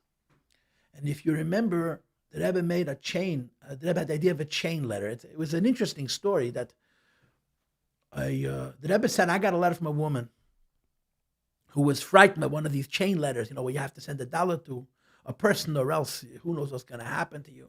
And she was frightened by the threats in this page. And she sent a letter to the Rebbe and asked the Rebbe what she should do, and the Rebbe told her to throw it in the garbage. And then the Rebbe said, I asked myself, why did this come to my attention? And the Rebbe said, I have to learn a lesson in Avodas Hashem. And the Rebbe said that the lesson I learned from myself is that you have to make a chain letter of Kedusha, no threats, but just ask people that each one should send a letter to 10 people. And the content of that chain letter was to announce to the world that one of the conditions for Mashiach's coming is demanding him. Davening and demanding Mashiach. It says in Hilchos Sfarim that Mashiach doesn't come until we ask for him and insist that we need him. And this is as theoretical as this is, as spiritual as this is actionable. Es ist Negea, also soll ein uns Negea, a Mashiach soll kommen. It's important that it should matter to us that Mashiach should come. Our desire for Mashiach and our being mispalel for Mashiach brings Mashiach. And those are two different things. You have to desire Mashiach and you have to daven for Mashiach. And you can't daven for Mashiach if Mashiach's not that important on your list of important things. So that becomes a challenge on each one of us, that Mashiach should matter to us. You know, the Rebbe said to somebody once at a Farbrengen, she was listening at the house, and the Rebbe was eating his heart out about Mashiach, and the Rebbe said to this fellow that he was sitting with, the mein man meint as alle will Mashiach, as Eifel as the Rebbe, my husband thinks everybody wants Mashiach as much as he does. The Rebbe wants us to want Mashiach as much as he does. And incidentally, as I said earlier, that's one of the explanations for what we saw on Chav Zayin, Chav Ches Nisan 33 years ago. He showed us how it looks, how it feels, that there should be in our heart a need for Mashiach, a desire for Mashiach, and not only because of tzodes, but because Ben Shegolim al Shulchan Aviv, like the Rebbe says in the end of the Maim Bavata Tetzaveh, Kosis Lamoyer, Gila Lakus Negei Letzim, it's a Yossi, from the fact that the Eibush is not revealed in the world, it's Kosis Lamoyer. A Jew has to desire Mashiach and daven for Mashiach. It's an actionable thing. And the Rebbe made a campaign to tell this to people. Tell people that bringing Mashiach depends on us asking for him. This is number one. It's a campaign that the Rebbe made, number one. Number two, the Sikh of Purim, Tafshin Mem Zayin, which I'm sure you all know, it's the official pitch for the Mashiach campaign, although the Rebbe started talking about Mashiach the day he became Rebbe, and throughout his Nesias, but especially in the early Mems, he began to talk about Mashiach much, much more repeatedly and emphatically and emotionally and personally. Nevertheless, the Farbrengen, where the Rebbe pitched Mashiach as a mitzvah with Purim Tavshin Mem Zayin, he spoke like 100 minutes, long sichas. And I'm sure you know that those 100 minutes entailed the 200 seconds that he would speak 3.5 years later, Chav Zayin, Chav Ches Nisan, Tavshin and Aleph, 3 years later, 4 years later. It's mamish the same teichen. What the Rebbe said in 200 seconds with so much emotion that he shook us out of our complacency, he rattled us out of our dreamlike state. He said 4 years before exactly the same words. You know, just like in Chav Ches Nisan Tov Shin Nun Aleph, the Rebbe said, Ich hab getan alles, was ich kann. And I'm not going to say the next words. Ich gebe es über jede eine von euch. I did everything I could, and then there's that. I'm giving it over to you. Well, in Purim Mem Zayin, he said the same thing. But he didn't scream. And he explained it logically. He used the expression, Geit es hariber von der Hanassi zu der Akoil. Those are the Rebbe's own words. It goes over from the Nasi, as the Nasi's role to bring Mashiach Tzidkenu, and it becomes the role of everybody else.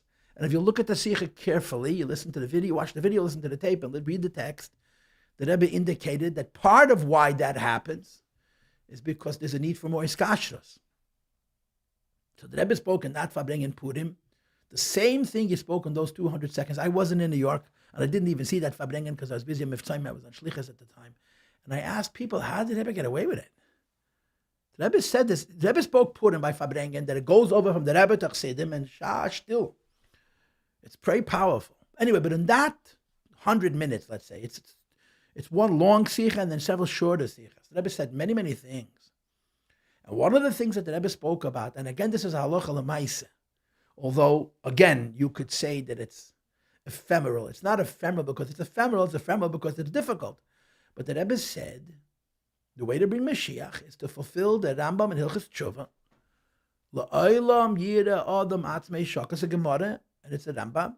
Yira adam atzmei shakal, v'chol ha'olam kulei shakal, asa maisa achas, diber achas, machshav achas, echriyes atzmei, v'kol ha'olam kulei kaf schus, maybe leilehem v'yishuv atzala. That, the Gemara says in the Rambam Paskins, a person, the way that Rambam speaks, if you remember the Pedic, whatever it is, Gimel of Hilchos Tshuva, the Rambam discusses judgment and reward and punishment. And he speaks about a Beinani and a Tzaddik and a Rasha. Of course, it's not the Beinani and the Tzaddik and the Rasha of Tanya, it's the Beinani of Shem HaMoshel, of Schar v'Oinish, 50-50, more than 50-50, less than 50-50. So the Rambam says a person has to always look at himself and at his community and at his country and as the whole world as shekel. It's exactly 50-50. And one action tips the scale. This is a practical instruction from the Rebbe based on Halacha and Rambam, which empowers every individual to personally bring Mashiach. That's the Rebbe's point. Mashiach is cosmic. Mashiach is very big. And there are practical sides to Mashiach. There are very practical sides to Mashiach, which I hope to touch on soon. But Mashiach is also up to God. Right? Mashiach doesn't come because we fix the social order. Mashiach comes because the Eibishter helps us fix the social order. Mashiach comes because whatever we need to do to create the space where the Gili Elikus, which is going to manifest the personality of Mashiach, the Gili of Mashiach, and change the whole world, not just the Jewish world, but the whole world, is an inyan ruchni. It's a spiritual thing. And every individual at every moment can say, I can be this person if I will live my life on this level. Of course, the frustration is I did it once and Mashiach didn't come. I did it twice and Mashiach didn't come. How many times they got to do it? And the answer is until Mashiach comes. But this is a hirah that the Rebbe gave in talking about Mashiach, in talking about the obligation, the personal obligation. Again, to quote the Rebbe's words from that Farbrengen, Geitas Ariber funde Hanasi to them HaKoil goes over from the Rebbe, the Nasi Ador, to the HaKoil, to the community, that it becomes our obligation. And the Rebbe said the practical lesson, Lemaise, is a person every minute of his life should say, if I do a good deed today, I could bring Mashiach. And Chas v'Shalom, the opposite. It's number 2. It's the second practical lesson. And number 3, this was Pashas Kiseitze Tov Shin Mem Ches, where the Rebbe spoke about Simcha. The Rebbe spoke about Simcha. And you know that the Rebbe introduces a dimension of Simcha which you do not have in Rambam, right? The Rebbe says there is Simcha you have in the Ramah, but you don't have it in Rambam, right? The Rambam says the greatest Simcha that could be is Simcha Shel Mitzvah. And the place where the Rambam discusses Simcha is in Hilchos Shevet Sukkah V'Lulav, which is connected to mitzvahs. The Ramah has Simcha in the end of it, Chaim Teiv Leiv Mishta Tomid. Tomid. And the Rebbe used the expression Simcha B'Taharasa. Joy for no particular reason, just because I'm a Yid, just because I live in Eibishter's world. Simcha not in conjunction with a mitzvah, not in conjunction with Limud HaTorah, not in conjunction with Avedas HaTfilah, like the Chazal say, Vesta. In Eidim L'Spala, Mitech Simcha. Mitzvahs have to be done by Simcha. Torah has to be learned by Simcha, like the Maimonim bring. But Simcha, a Yid has to be Freilich all the time. And the Rebbe actually said in that Farbrengen that he dares us to try. He dares us to try to live our lives with Simcha. In other words, he said, if we'll try it, we'll see that it'll work. Pasha, to be Freilich Yidden, happy Jews that will live in Hashem's world. There's a video of a man who came to the Rebbe by dollars. And he must have been kind of upset about his life. And he was a Chassidish Yid. You know, we had the Levush. And he said to the Rebbe very earnestly that he heard that the Rebbe talks about Simcha a lot, and the Rebbe confirmed it. And he said, Fin vus, what should I be so happy about? And the Rebbe said, Was heist bist a Chayid. What do you mean, why? Because you're a Jew. There's enough of a reason. And you see, the thing about Simcha is that as mature adults, we think of it as a game for little kids. You know, who's happy? Naive people. If you're intelligent, and you're grown, and you read the newspaper every day, as Rebbe talked about so often, so you're much more realistic. When you're realistic, you have a much more realistic sense of the world, and you have to solve all the world's problems, so you're busy worrying about solving the world's problems, so Mamela, you don't have the time and space to be besimcha. Nobody had to solve the world's problems more than the Rebbe, and nobody was more besimcha than the Rebbe himself. Why? Because it's Avedas Hashem. There is nothing naive and childish about being happy. It's courageous and difficult. Just like positivity is hard. Everybody knows it. To be sad and worried and afraid and negative is basic to the human condition. If children are not intelligent enough to know that, right? Adults are disposed towards that, towards fear, towards uncertainty, towards worry, what they call realism. It's not good. It's not only not good religiously, it's not good psychologically, and everybody knows it. And everybody knows and appreciates and understands that if they could find the strength to be positive, it's not going to change the world, but it'll change them. And in changing them, they're putting themselves in a position where they consequently can change the world. So there's nothing childish about Simcha. It's a deep and difficult task. And the Rebbe said, if you and I can find it within ourselves to be besimcha, it'll bring Mashiach. He said, I dare you, try it. The Rebbe brought in that Sikha that there were other Gedali Yisrael who tried to bring Mashiach. The Rebbe mentioned the base of Dilarainu and the Chayzim Lublin in the Sichas, in the Sichas, in the footnotes. You can see the Sichas. I wasn't here at the time, but I heard Chazar after Shabbos, and I also read the Hanocha, the Sicha, which is Muga. And the Rebbe said, Simcha will bring Mashiach. Simcha is a real thing. And it's a difficult thing. And it's not childish and trivial, it's deep and it's avoida. It's avoida. And the Rebbe said it's a practical, actionable message for each one of us that we could do in hastening the coming of Mashiach. That's number 3. And then, of course, number 4 is what happened consequent to the Sicha of Chav Zayin, Chav Ches Nissen, which was on a Thursday night. That Shabbos was Shmini. The following Shabbos was Tazriya Mitzvah, and that was really when the Rebbe set the pitch for the Mashiach campaign, and this would go on for the next 11 months. It goes on till the day, Ad Yom Hazeh. And the Rebbe spoke Yemelt. It was that year, Rosh Hashanah was Pesach was Shabbos. So the first Sfira, and by the way, we started this Farbrengen at 9 o'clock. I haven't davened Maidev. It's a whole Shaila. Can make a Farbrengen before Maidev. Don't forget to daven Maidev and don't forget to count Sfira. Right? You have to Itkere Adodi. The only head for making a Farbrengen before Maidev at this time is because we're sitting with so many people. Although I'm sitting looking at a machine, and you have to remind each other we should daven Maidev and count Sfira. So that year, the first Sfira was on Sunday. In other words, Shavuos was on a Sunday. So it was Tmimes, Kesidran, right? Sunday, Monday, Wednesday, Shabbos was a week. Chesed, Yehuda, Teferes, and so on. So Tazriya Mitzvah was Shabbos. So it was Malchus Shabbat Teferes. It was the end of the third cycle, third week of Sfiras Eimer. And it was Malchus Shabbat Teferes. So the Rebbe said, Eizu derech shavalei adam kol shi teferes. He quoted the Mishnah Pirkei Avos. That was the second Shabbos after Pesach. The first Shabbos after Pesach was Shmini, which we learned the first Perek in Pirkei Avos. The second Shabbos after Pesach was the Tazriya Mitzvah. We learned the second Perek in Pirkei Avos. And he started the Farbrengen with Rebbe Yoimer. That's how he started the Farbrengen, if I'm not mistaken. Rebbe Yoimer, Rebbe says, Eizu derech yishara shavalei. What is the pathway which is yasha for a person to choose? Kol shi teferes. And he stopped right there. What is Teferes? Teferes is Teda. That same day was the sphere of Malchus Shabbat Teferes. So the Rebbe said, what is the meaning of Malchus Shabbat Teferes? The Torah connected to Malchus. Torah has many sugyas, and the Rambam finishes the whole Sefer Mishnah Torah with Hilchas Malachim and Malchames and Melech HaMashiach, Hilchas Melech.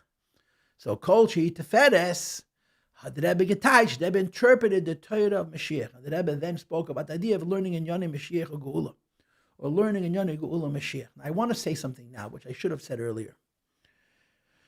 When I spoke about the miracles, in that Sikha, I think in that Sikha the Rebbe says, Im Siyuma Shel Chedesh Nisan Shnas Hei Tavshin Nun Aleph, it's Kol Kithim. The Rebbe sort of gave a ketz. If I'm not mistaken, in the beginning of the Sikha, the Tazriya Mitzvah, which is Muga, the Rebbe sort of said at the end of Nisan, 33 years ago, is a ketz. It's like the end of the normal Kol Kithim, the end of all the kitzim. But at the very beginning of that Farbrengen, the Rebbe made a point, which ties into the miracles I spoke about before, that I mentioned before. And that is that there's Arenu Neflois and Neflois Arenu, right? The Rebbe gave abbreviations for each year. So Tov Shin Nun Aleph was the Hey Shnas Neflois Arenu. Of course, we reversed it, Arenu Neflois, but technically it's Hoya Tehei Shnas Neflois Arenu. Wonders that the Eibishter shows us. But in the Pasuk it says, Ki Beiseichem Eret Messiah Arenu Neflois, the word Arenu before the word Neflois. And the Rebbe spoke to this. What's the difference between Neflois Arenu, wonders that I show you, and Arenu Neflois means I show you wonders. And the Rebbe said an interesting point. He said, there's different levels of miracles. There's a level of a miracle that if the Eibush doesn't show it to you, you don't see it. And then there's a level of miracle which is so overt, it's so overwhelming and so in your face that you can see it with your eyes closed. Neflois Arenu Nun Aleph, the Rebbe said, is a miracle that someone has to show you. Like the miracles of the Gulf that we celebrate because the Rebbe pointed them out. We're seeing miracles of a much greater level. And we're not celebrating them because the Rebbe is not pointing. He is pointing them out. We just don't hear him. And the Rebbe said the miracles of Mashiach itself are going to be so transcendent, so overwhelming that you're going to see them. The Rebbe said the Eibush himself is going to show them to you. No one's going to have to point them out. They're going to be self-evident. That's the meaning. The Flois Arenu means miracles that need to be pointed out. And then in the Flois means miracles which are self-shown. They're so profound. They're so transcendent, so beyond nature, you can't not see them. Anyway, but in that Farbrengen, the Rebbe spoke about Lord Mashiach Agula, which is interesting. Because the Rebbe, as we know, his whole mitzvah is like everything is action. Ma'aseh b'pel, do a mitzvah, put on tefillin, put up a mezuzah, give a penny to tzedakah. Everything is a ma'aseh. And there's a lot of his bonus. You could think about this sheet of the Rebbe, of being so action-focused, action-based, action-centric. It really makes sense if you think about our generation and our time, and people moving from one place to another, people actually changing. But education, in other words, to sit and study something before you do something about it, wasn't in the Rebbe's habit. You just do it. When it came to Mashiach, you got to learn. You have to learn the Mashiach. The Rebbe said, learning about Mashiach brings Mashiach. Learning about Mashiach brings Mashiach. It's reminiscent, although I don't know if the Rebbe made the connection, to the famous medrash about learning about Beis HaBchira, that when you learn about the third Beis HaMikdash, you're not just learning because kol ha'esik potatoes binyan Beis HaMikdash, kilabana Beis HaMikdash, but it is binyan Beisi. Lo yehei binyan Beisi chadif. Learning about building the Beis HaMikdash is building the Beis HaMikdash. And learning about Mashiach is bringing Mashiach. To learn, you don't have to learn about Mashiach and try and understand. And there's, of course, a lot of levels and dimensions to this I want to throw in now. That I remember at the time, Rabbi Chaim Gutnik, alav Sholom, traveled around the world with Rabbi Yitzchak David Harav, Yitzchak David Groner, Aleim Sholom, Zechenam Levracha, to talk about Mashiach. And one of the places they visited was a house, you may have heard of it. It's called 770 Eastern Parkway. And they spoke. They traveled all over the world. And they came to Crown Heights as well. They spoke in 770. Rabbi Gutnik spoke about this idea that the Rebbe said that you bring Mashiach by learning Mashiach Agula. So the Rebbe told the story, Rabbi Gutnik told the story in Tanakh with Elisha, which we had recently in the Haftarah, where Naaman, who was the Tzava Aram, he was the chief of staff of the king of Aram, was a mitzvah, he was a leper. And he couldn't be cured. And the king of Yisrael said to the king of Aram, we have Ish Elokim, we have men of God, we have a prophet. You should come to the Ish Elokim and he'll cure him. So at first he didn't want to go, and then he finally went, and Elisha wouldn't even see him. He sent out his secretary and said, tell him he should tevel in the Yard. He should immerse himself in the waters of the trickle of a river called the Jordan. And he was so insulted. He was insulted by the fact that the Navi wouldn't meet him. He was insulted by the fact that he gave him such putrid advice. He said, I have in Damascus, the best bathhouses in the world. I got a tevel in the muddy Yarden. He was really upset. And somebody said, I want to ask you a question. If he told you to climb the Eiffel Tower, you would think, maybe some kind of, I'll work very hard, I'll do something extraordinary, something is going to happen. Yeah? He gave you a simple piece of advice. He gave you an instruction which is so easy for you to do. So because it's easy, you're going to decide that it doesn't mean it. Because it's easy, you're going to decide that it's not going to work. Try! So he went, and he traveled in the Yarden, and he was cured from his leprosy. And there's a whole Hemshech Chassid, but the story continues, but not important for right now. So Rabbi Gutnik made the point. The Rebbe told us to learn about Mashiach Agula. So we say, really? That's going to be Mashiach? Yeah. How? It's not our business. Just like the Sar Tzava Aram, it was ill. And he travels in the Yarden and he's cured. How did that work? It's not our business. That's what the Navi said. And the same is true in our case. The Rebbe spoke with Mashiach Agula. This is the first point. But there's a deeper point. And the deeper point is important. And the important point is, Mashiach is something you need to understand. Because if you don't understand it, you don't even know what you want. And if you don't know what you want, you can't really want it. I am disturbed. I'm going to now offend you. I'm sorry, some of you at least, by the fantastic idea of Mashiach. All the people who passed away are going to come back, which is really connected to Tchias HaMeisim. It's not connected to Mashiach. Does it happen right away? It depends who. But everyone thinks of Mashiach as this supernatural world. Whether Mashiach is connected to miracles or not, and according to the Rambam, the way it's written in Mishnah Torah, it isn't. But the Rebbe argues, and the other Rishonim argue. Chassid seems to be inclined in the other direction. The Rebbe holds that all these things can happen at one time. even if Mashiach's coming has to do with miracles, Mashiach is not about miracles. That's not what he's about. And, you say, Mashiach will come, this miracle will happen. You say, well, I can do without the miracle. But you see, if you understood what Mashiach is, you would understand why you need him. And in order to know what Mashiach is, so you understand why you need him, you have to learn, you have to be educated. And I marvel, I can't believe after all of these years, the way we teach the children about Mashiach. And we teach ourselves about Mashiach. It's all about the fantasy about Mashiach, about, forgive me for using this expression, the Disneyland version of Mashiach. And the teeth of Mashiach, the meat and potatoes of Mashiach, the religion of Mashiach, which actually makes Mashiach not just realistic, but necessary, which will then create in us a desire for Mashiach. And the desiring Mashiach is what's going to bring Mashiach, is lost. What is Mashiach? So let's talk. The Rebbe has enough sichos on Hilchas Malachim and Mechamas Melech HaMashiach, Perek Rav and Rebbe. There was a commentary on every word. I actually once wrote a whole book. I put together a whole book of the Rebbe sichos on that subject. I never published it, but it's sitting on my computer. Other people have since published that kind of a sefer, compiling all the Rebbe sichos on the Seder of the Halachos and Ram, Hilchas Malachim, Perek Rav, Perek Rebbe, line by line. The first thing you have to know about Mashiach is that he's a melech, he's a king. Why is that important? Because a king is a matter of Jewish law.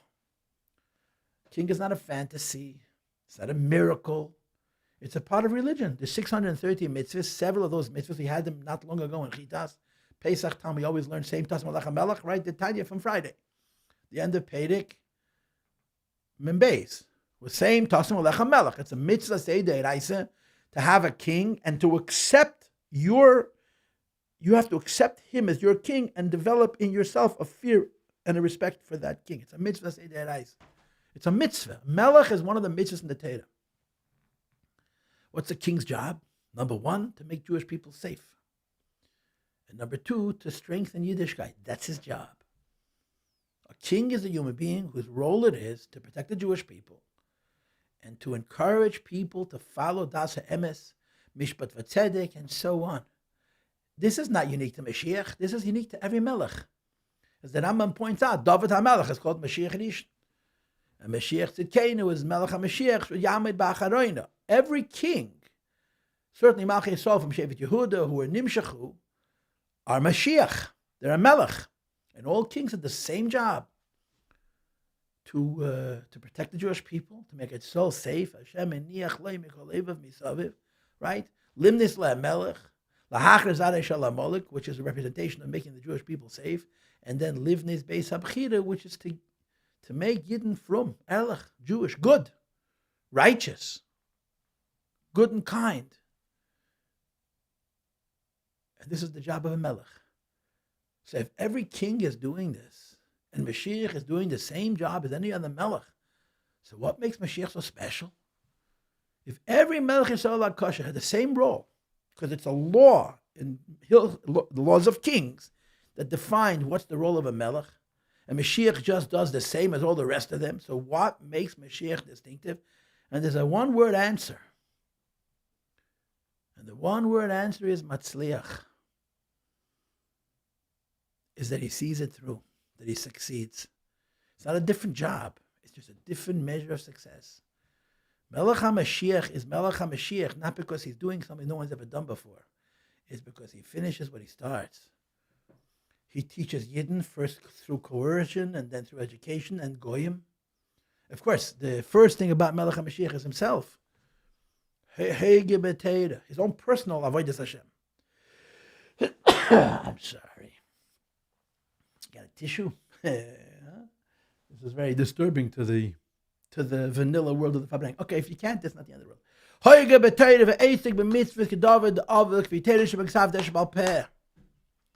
That he's a Pashta from a Yid.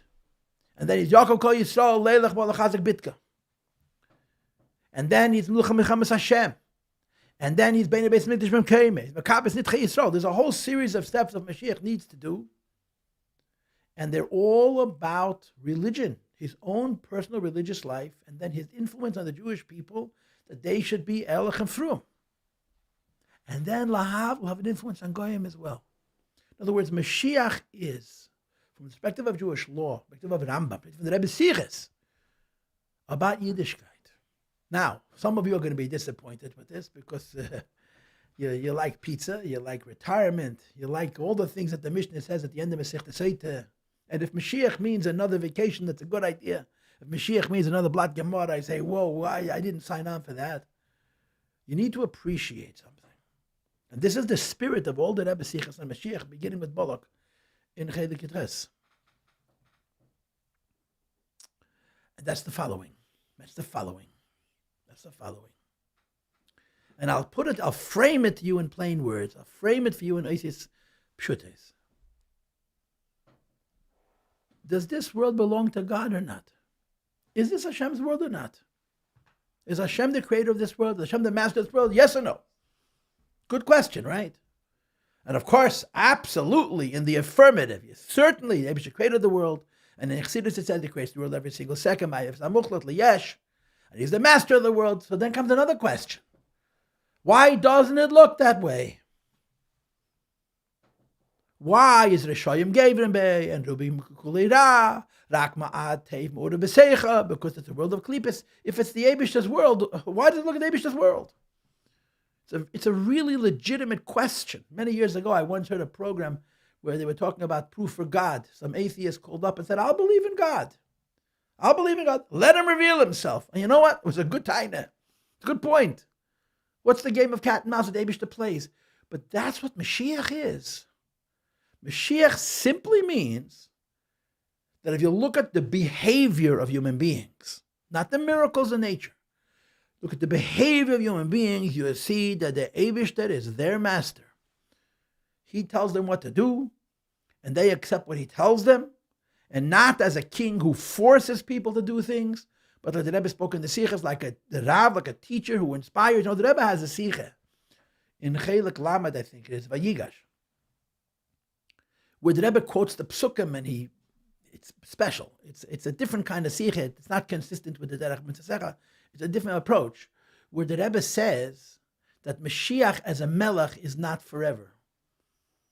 But Mashiach as a Rav, as a teacher, is forever. And he explains, because a king forces people to do things that they don't want to.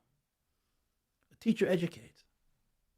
And the Rebbe suggests that the need for coercion, Mashiach getting us to do the right thing, beginning with the Jewish people, Yaakov Kol Yisrael, Leilech Bo Lachadik Bit, is only the beginning. Ultimately, Mashiach becomes a teacher. And as a teacher, you don't have to force. If people are listening and learning and interested in what you have to say, they'll do the right thing, not because you threaten them. You force them because they understand. Now, the truth is, people don't do the right thing because they understand. They do the right thing because the Eibishter said. And the Eibishter looking over their shoulder.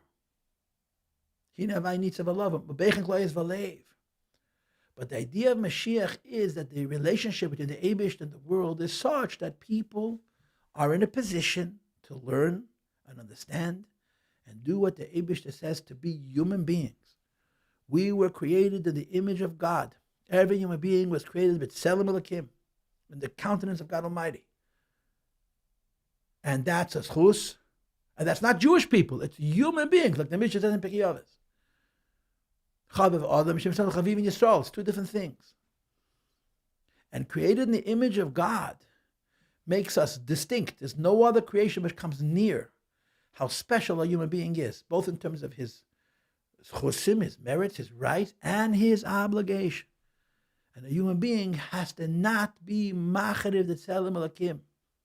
A human being is not allowed to violate and desecrate and darken the tzelem alakim shalpanot, the countenance of Hashem. In other words, you have to live in a life where you look at a human being, you see God. He created us in His image. It should look that way. And on a human level, that begins with everything begins with our mind, not with our heart. We don't do things impulsively. We think, we judge, we discriminate. But we don't think and judge and discriminate based on our ego. We judge and discriminate and measure based on our humility, based on our understanding that we're in the image of God. And we look for the truth, and we look for righteousness, and we do it. That's all Mashiach is. Everything that we know we should do, we do. Mer gar nicht. That's the chiddush. The novelty of Mashiach is his ability to get us to listen. Not just the Jewish people, but the nation at large. And that's all a part of the idea that you have to learn in Yoneh Mashiach Agul. You have to learn about Mashiach. You have to learn about Mashiach. You have to understand Mashiach. Because if you learn about Mashiach and you understand Mashiach, you know what you want. Now, you may decide you don't want him, but you'll be afraid to tell your wife or your children or your friends in shul. But you may also think about it for a few days and say, this is far more meaningful. And not only is more important, it's far more important. Mit a nes mer, mit a nes wenigen. One miracle more, one miracle less is one thing. But the idea that Hashem ha'aretz hamloi, this is God's world. And Mashiach means that you see in this world that it's his. Not in how he controls the world, but in how human beings are mitzayes. They follow, they listen to the Eibishter's instructions in his Heilige Torah that he gave Yidden 630 mitzvahs. And Lahadl Goyim Sheva mitzvahs b'nei ne'ech, and all the sniffing like the Rebbe always spoke. Because they want to be righteous. Because they want to be human beings as human beings were designed by the Creator to be. Not just animals who are more intelligent so they can be more destructive and more violent and more abusive of nature and of the world and of the resources and all the other things. But live like the Eibishter wants us to live. That's Mashiach. And the truth of the matter is, the world has never been close to that possibility. Humankind has never been close to the possibility for human beings to say, I want to be good. People talk about the craziness of the world.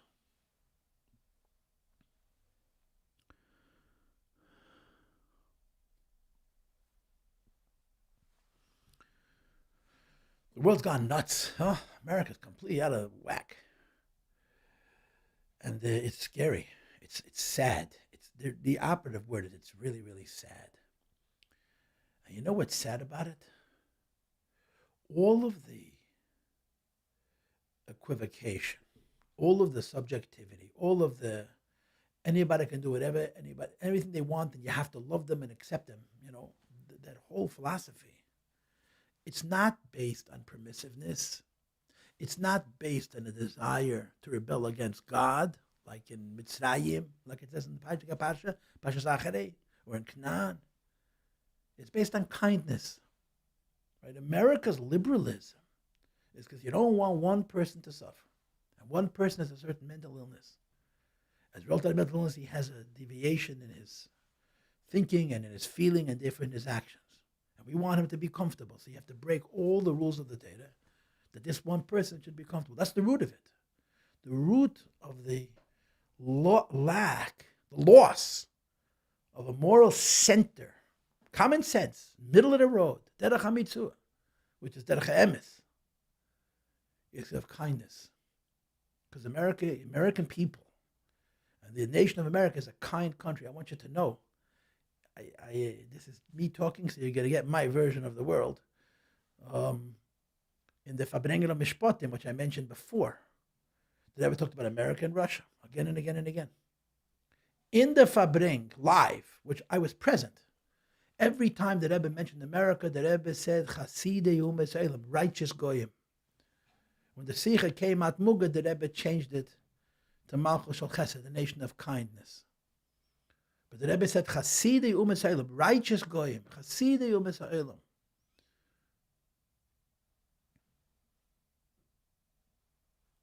So people say, how could the Rebbe say it? Look what's going on.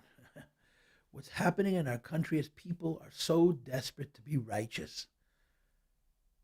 And they don't have a God, unfortunately. They threw God in the garbage.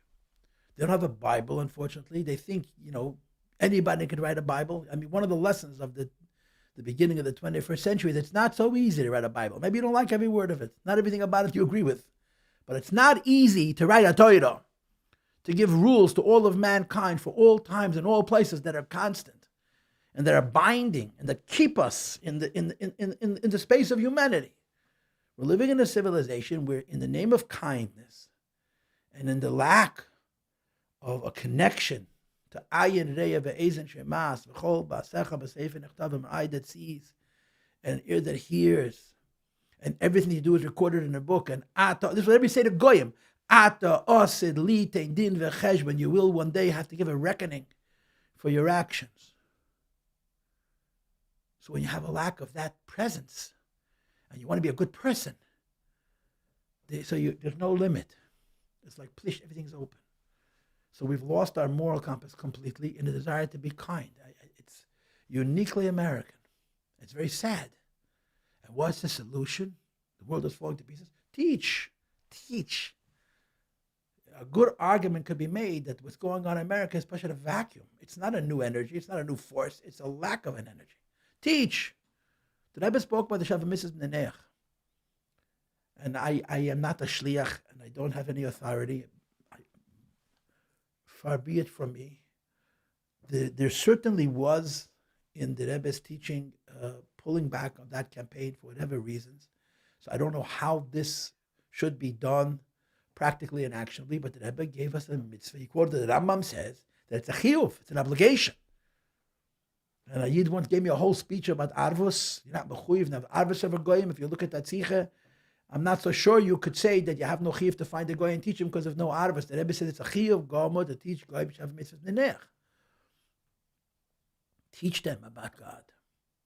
Teach them the idea that kindness doesn't mean anybody can do anything. Like the famous mashal that the Rebbe would often bring about a man sitting on a boat and he's drilling a hole under his seat. And when you tell him you're going to drown the soul, he says, it's my seat, I paid for it, on my seat, I can do what I wish. We're all connected. And although you have to worry about the individual very much, but you need to appreciate that the individual is part of a community. And when you approach the rights of the individual in a kind of way that it hurts the civilization at such a deep and a basic level, it's wrong. So how do you continue being kind and appreciate the fact that not every individual can express every belief and every feeling and every deviancy? It's tricky, but there's a balance. And the balance is, there's the Yochid and there's the Rabbim. And you should know, if you study the Rebbe Sichas, one of the differences between the mitzvahs that the Eibishter gave Yidden and the mitzvahs that gave humanity, all of humankind, is the mitzvahs that the Eibishter gave Yidden are measured by individual Jews, you and your relationship with God. The mitzvahs that the Eibishter gave to all of humanity are defined by the society. Your actions are determined not by what they are as an individual, how they reflect on the civilization. And if you appreciate how the acts of one affected the civilization and the act of another affected the civilization, you appreciate that as kind as you want to be, there is a center, there is a middle. And it's our job to teach. And I want to say one thing about Shavuot Mitzvah. This is a personal opinion. That's all it is, a personal opinion. If you look at the Shavuot Mitzvah Neneach, they're rules. They're not a way of life. Moreover, they're rules everybody knows anyway. So exactly what are you teaching? I don't know this for a fact, but I feel that part of the reason that Rebbe was not happy with how Shavuot Mitzvah was being taught is because we're teaching Shavuot Mitzvah as rules. You can't teach Shavuot Mitzvah as rules. You have to teach Shavuot Mitzvah as a way of life, as a lifestyle. And I'll tell you what that lifestyle is. That lifestyle comes down to a very simple principle. This is just me speaking here. Im kesef talves ami es ani imoch ani yercha kaidme. The Eibishter gave a Torah to all of mankind. At the base of that Torah is chesed, is kindness, with a simple rule. The first person you need to be kind to is the person closest to you. That means your spouse. The second person you need to be kind to is the person second closest to you, which means your children. The third person you need to be kind to is the fourth closest person to you, which means your parents. The fourth person you need to be kind to is your siblings, and you radiate outward. Now, why do you think that is? Why did the Eibishter say that charity begins at home? It sounds so selfish. It's much better to give charity to a stranger than to give charity to your wife, to your husband. You know what the answer to that question is? Because it's very easy to give charity to a stranger. Because when you give $1 to a stranger, you gave him $1. But if you're having a fight with your husband, you're having a fight with your wife, and Torah says be kind to the person closest to you, you're not giving them $1. You're giving a piece of your will, a piece of your soul, and it's giving you midas toives. It makes you a better person. The Sheva mitzvahs are a way of life that don't only teach us kindness, they teach us kindness in the kind of way, like the Rambam says the Lashon, that they give us midas tevis, and they give us deyes nechenes. First of all, they improve our character because it's hard. The hardest person to be kind to is the person closest to you. It's a fact of life. The second hardest person to be kind to, the second person closest to you, and so on. And then, of course, from the midas tevis, from developing character, from being kind to someone you don't want to be kind to, because God said you have to be kind to your wife or to your husband, and to your children, or to your parents, and to your siblings, is deyes. You start to think with your mind about values, to use a cliche, above your heart, with an openness and with a refinement that allows you to understand values that are not just about the pursuit of pleasure and the fulfillment of desires. It makes you a better person. That's the spirit of the Sheva mitzvahs. It's the spirit of the Sheva mitzvahs. And it's Mashiach's coming has to do with the world becoming better. And part of the world becoming better is us understanding and us teaching, explaining to people what a human being is, explaining to people what God means, explaining to human beings what it means to be created in the image of God, explaining to human beings what the Rebbe spoke when he spoke about Sheva mitzvahs, that you have to give an account to your Maker of the extent to which you preserved or you violated your image of God, your Tzelem Elokim. It's an obligation upon all of us. It's a realistic thing. It's complicated and dynamic, and if you think about it on a global level, it's overwhelming. I just want to say one thing, and I'm going to finish with this, okay? Adin Evan Yisrael, all of Hashem, Zechayna Levracha. Adin Evan Yisrael, right? I'm not going to say Tut Altz. Wrote a book which is called My Rebbe. Adin Evan Yisrael, as we know, was a very big Chassid. But he was also a giant of a human being. He was a gadol. He was a giant of a human being. Literally. A gadol amiti.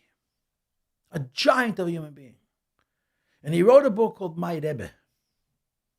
The second chapter of his book is Mashiach. Not the last.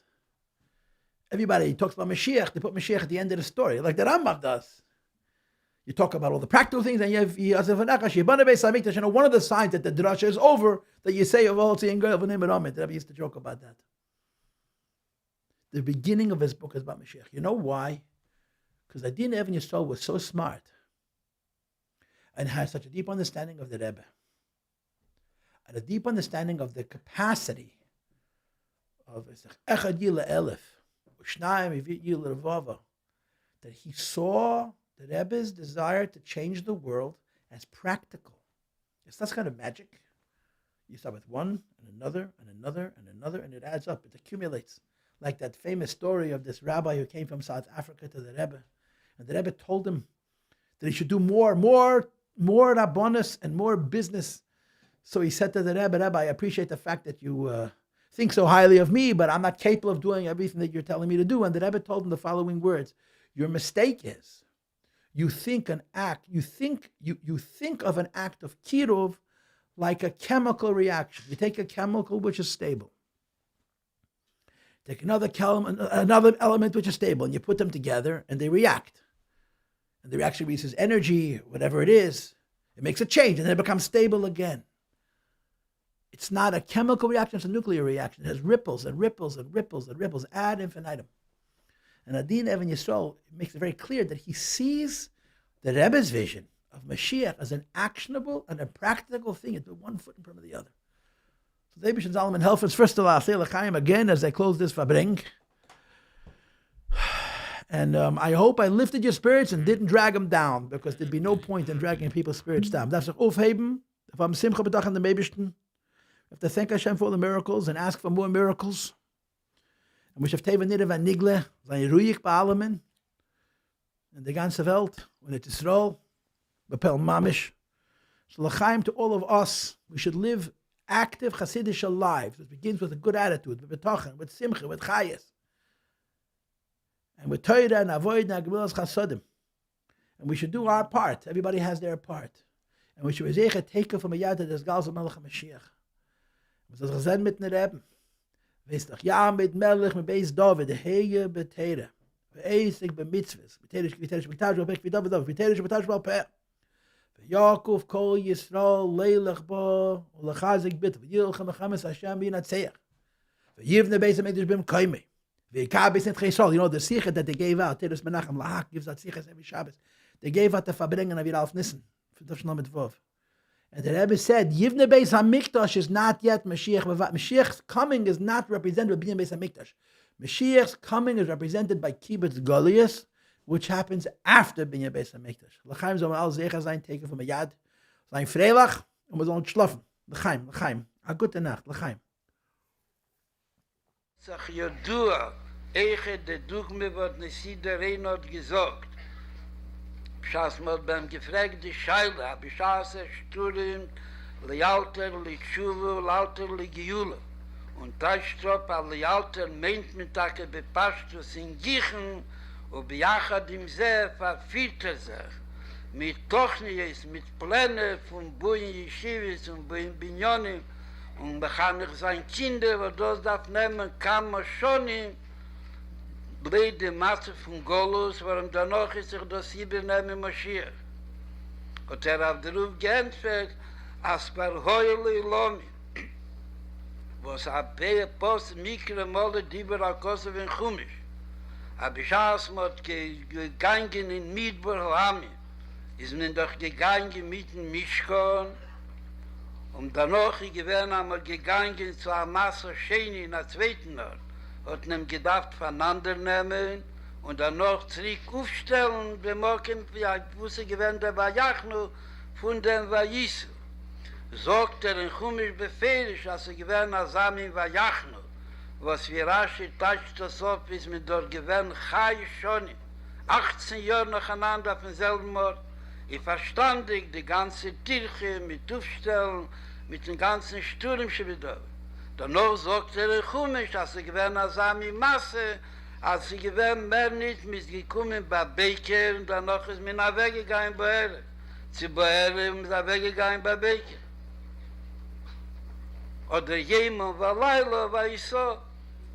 Seht man sich, als sie lieb ein Nacht, oder sie lieb ein Misles, hat ihn gemacht dem ganzen Aufstellen, dem Mishkan, und der dickere Migdash, mit Chilossi war Zefe, mit der alle die Yukim, Punkt wie der Mefen, wie es gewähnt aufgestellt in dem Ort, wo es gewähnt Chai schon im Migdash Kodesh.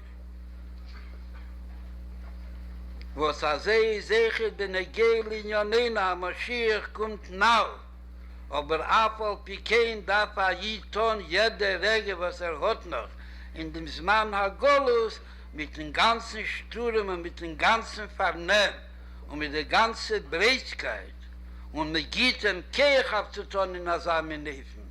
Auf hereinziehen, ho Anoshim, wa Anoshim, wa Atar, Komur Leil, jeder Ingele, alle Ingele, zu welcher konnte griechen, und jeder Mädele, alle Mädele, zu welcher konnte griechen, wie Adra, das bringt in dem Nau Gufe, konnte sein, mit der Second Free, mit der Rege Frier, durch was mit in Asami Nefen, wird der Nau sein mit der Rege Frier.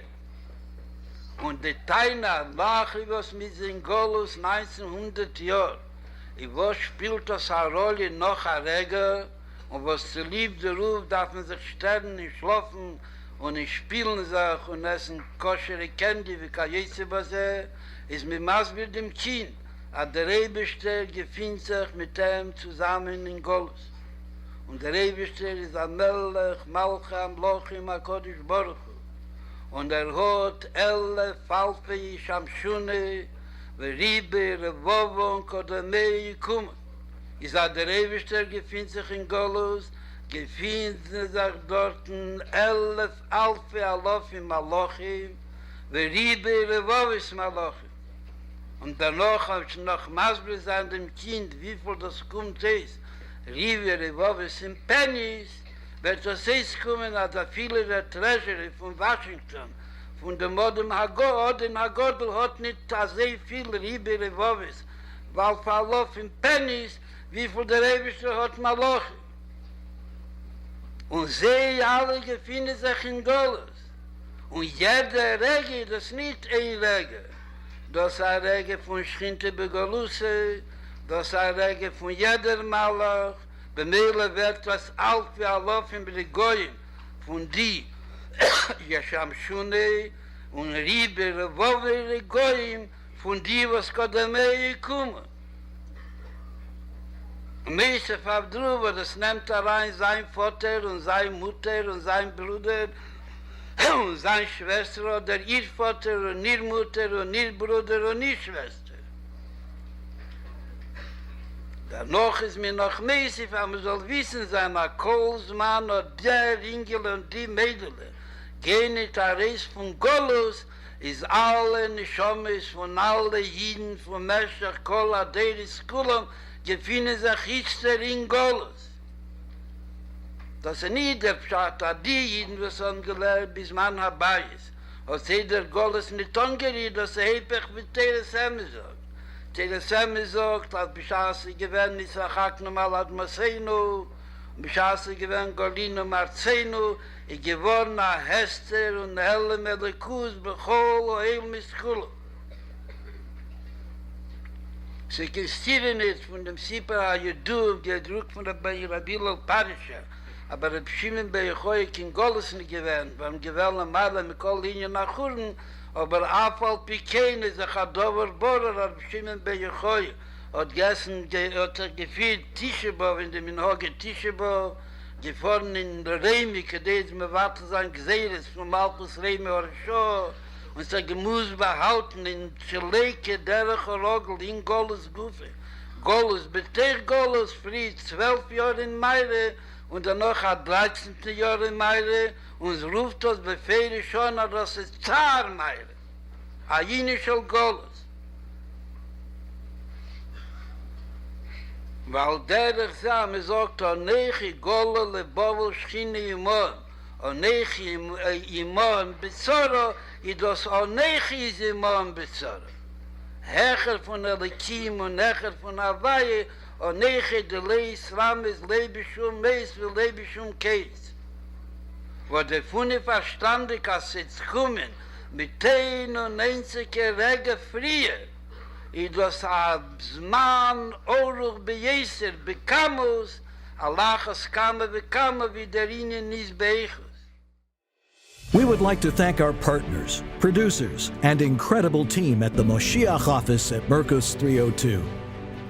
Tonight's event is brought to you by Rabbi Shlomo Naparste, executive producer, Rabbi Eli Newman, logistical production, Rabbi Levit Garari, content production, and the staff at the Moshiach office, Mrs. Gittel Naparste, co-director, Mrs. Simcha Beis, coordinator, Mrs. Pessy Stolik, curriculum director, Chana Frankfurter, social media, designed by Schneer Cortez, Rabbi Levi Raskin, head of research, Rabbi Penny Katz, administrator, Rabbi Mendel Raskin, Rabbi Shmuley Apfzin, rabbinical consultants.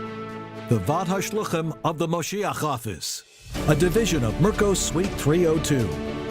Rabbi Moshe Kotlarsky, chairman. Rabbi Mendy Kotlarsky, executive director.